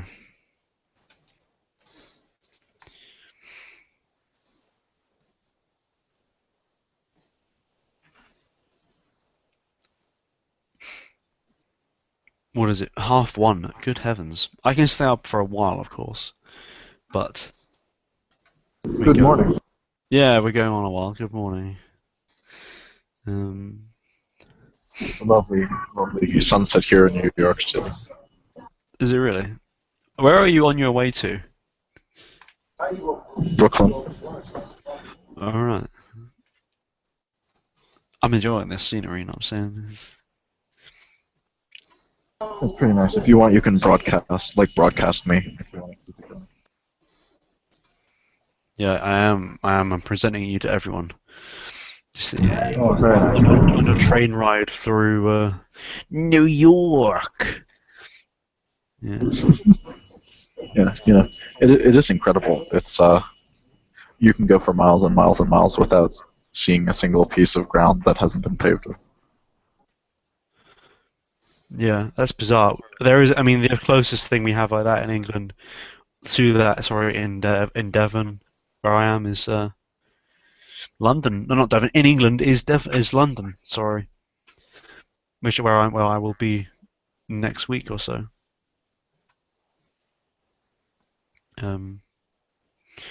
Stop presenting. Yeah, so Literally, if you deny the logos, you're denying God, and so thus you're denying being. yeah, you deny. And you deny yourself and become a shadow, literally a shade that walks through the world. You deny being, you deny existence, you deny the very fact of the universe. You wish to escape it, to fight against it, to rebel against it. Of course, it's futile. One is, therefore one is. You have to reject the very core fact of being. Of course, you have some of this kind of in spiritual understandings of life, Buddhism, for example, and the overcoming of life as suffering, as it's called. But one overcomes it. One overcomes existence. One transcends it. One does not let it subsume you. And that's the important distinction, I think, Schopenhauer. Pessimists, more generally, anti-natalists, they don't understand that. They don't get that. This distinction between undercoming and overcoming. So there you go. When will you do that hangout with Woes? Mate, I don't fucking know. It's been months. I don't think we ever will. Sorry, but I'm always free to do it. That was a black pill. Yeah, Woes is... I think his last 30-odd videos have been hangouts with random people about random topics. I don't think he really has time for me or anything else. We were going to talk about the alt-right, weren't we? But it just didn't happen. I don't think it will happen anyway now. If it does, then fine, but I don't expect it. Which is fine. He's doing what he's doing. I'm doing what I'm doing. It's not a problem. But yeah, sorry to disappoint you. Has Christendom not been divided at this point by the pointless, destructive Protestant schism? Oh, hold on a minute. Let me reread that. Had Christendom not been divided at this point by the pointless, destructive Protestant schism, we could have followed up on this victory and destroyed the Islamic empires once and for all. No. He's projecting that he's talking about the Islamic empires, sort of. I think he's talking about getting rid of them because he hates Islam. Well, who doesn't? But like. Yeah, I don't think you understand. There is no Islamic empire right now, and I don't think there will be in the near future. I don't think there's been an Islamic empire since the Ottomans, to be honest, and they fell apart in like all the rest of the European empires. It was like a sort of European empire. It was pretty big, to be fair. But also, you have to consider the only force in history which has been able to contend with Islam on an even equal setting is Christianity. Israel. Is European Christianity of the High Middle Ages. Based Israel, Adam. And Israel. Israel, however, would get fucked were the Middle East to unify tomorrow under Islam. Christianity, yeah.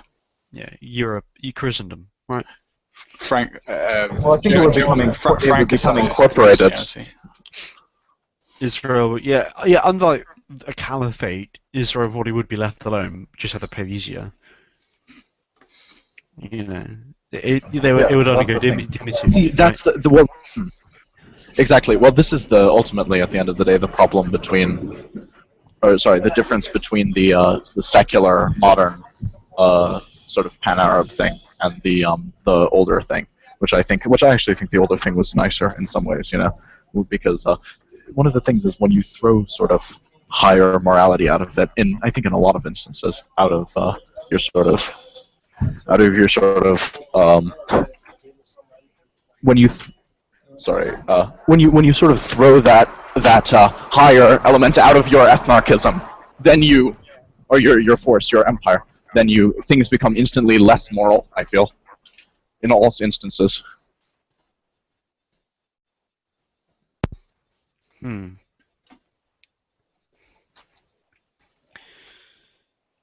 I was going to speak about something I've completely forgotten.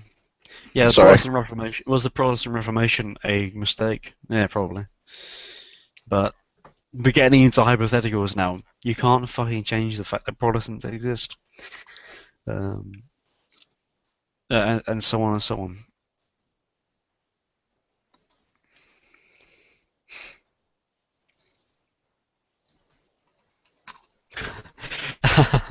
Alaric says, "Sad TBH."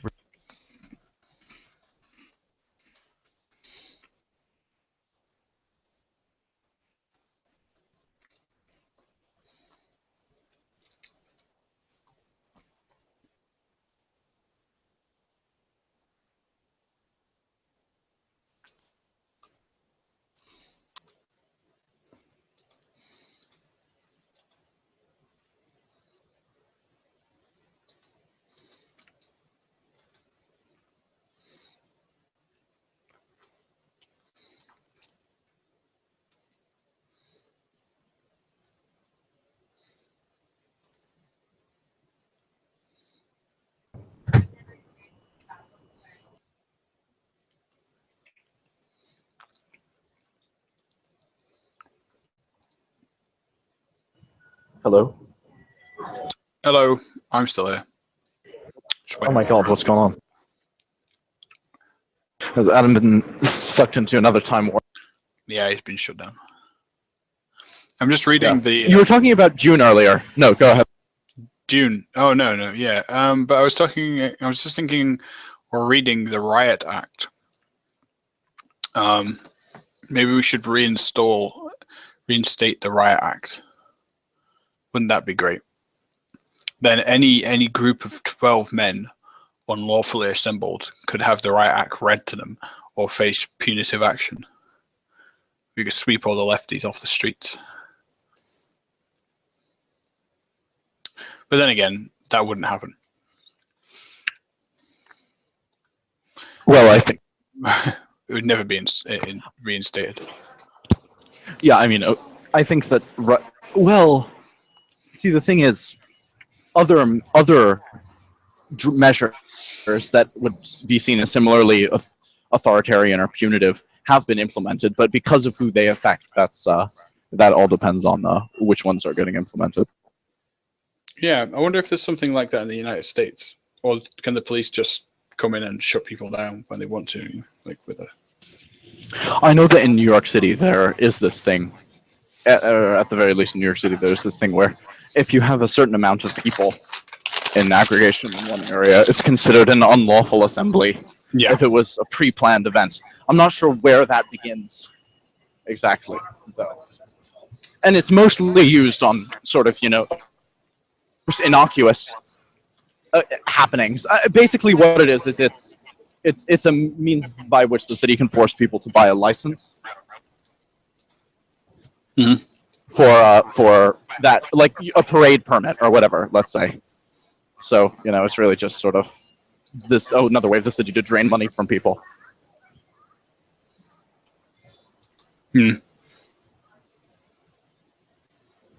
But it all depends on how it's implemented. Sorry, hold on one moment. Okay.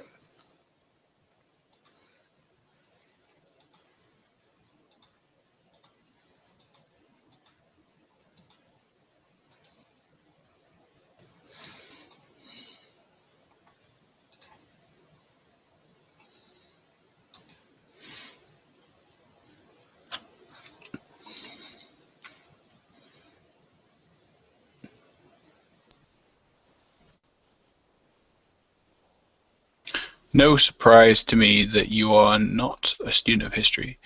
If you knew anything, you could trace the world wars back to 1871 and British supremacy.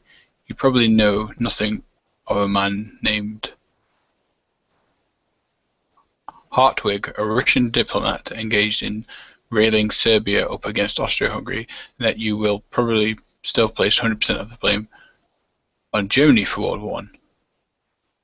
Yes, because they declared war on France. And they said that they would back up Austria-Hungary, who declared war on Serbia.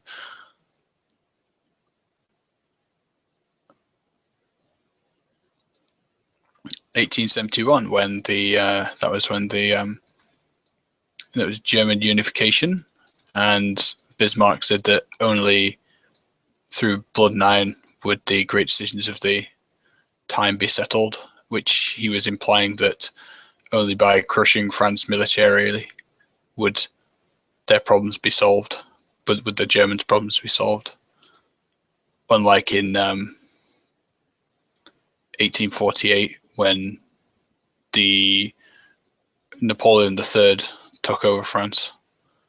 And then after the Germans had soundly beat France in and around 1871, they began a steady process of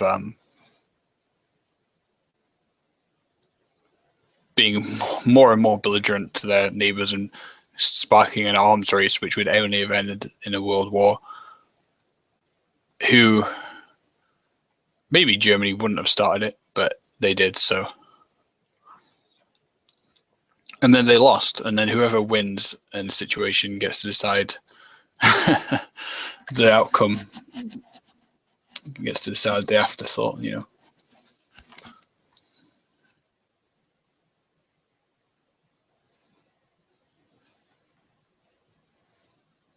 Sunglasses off.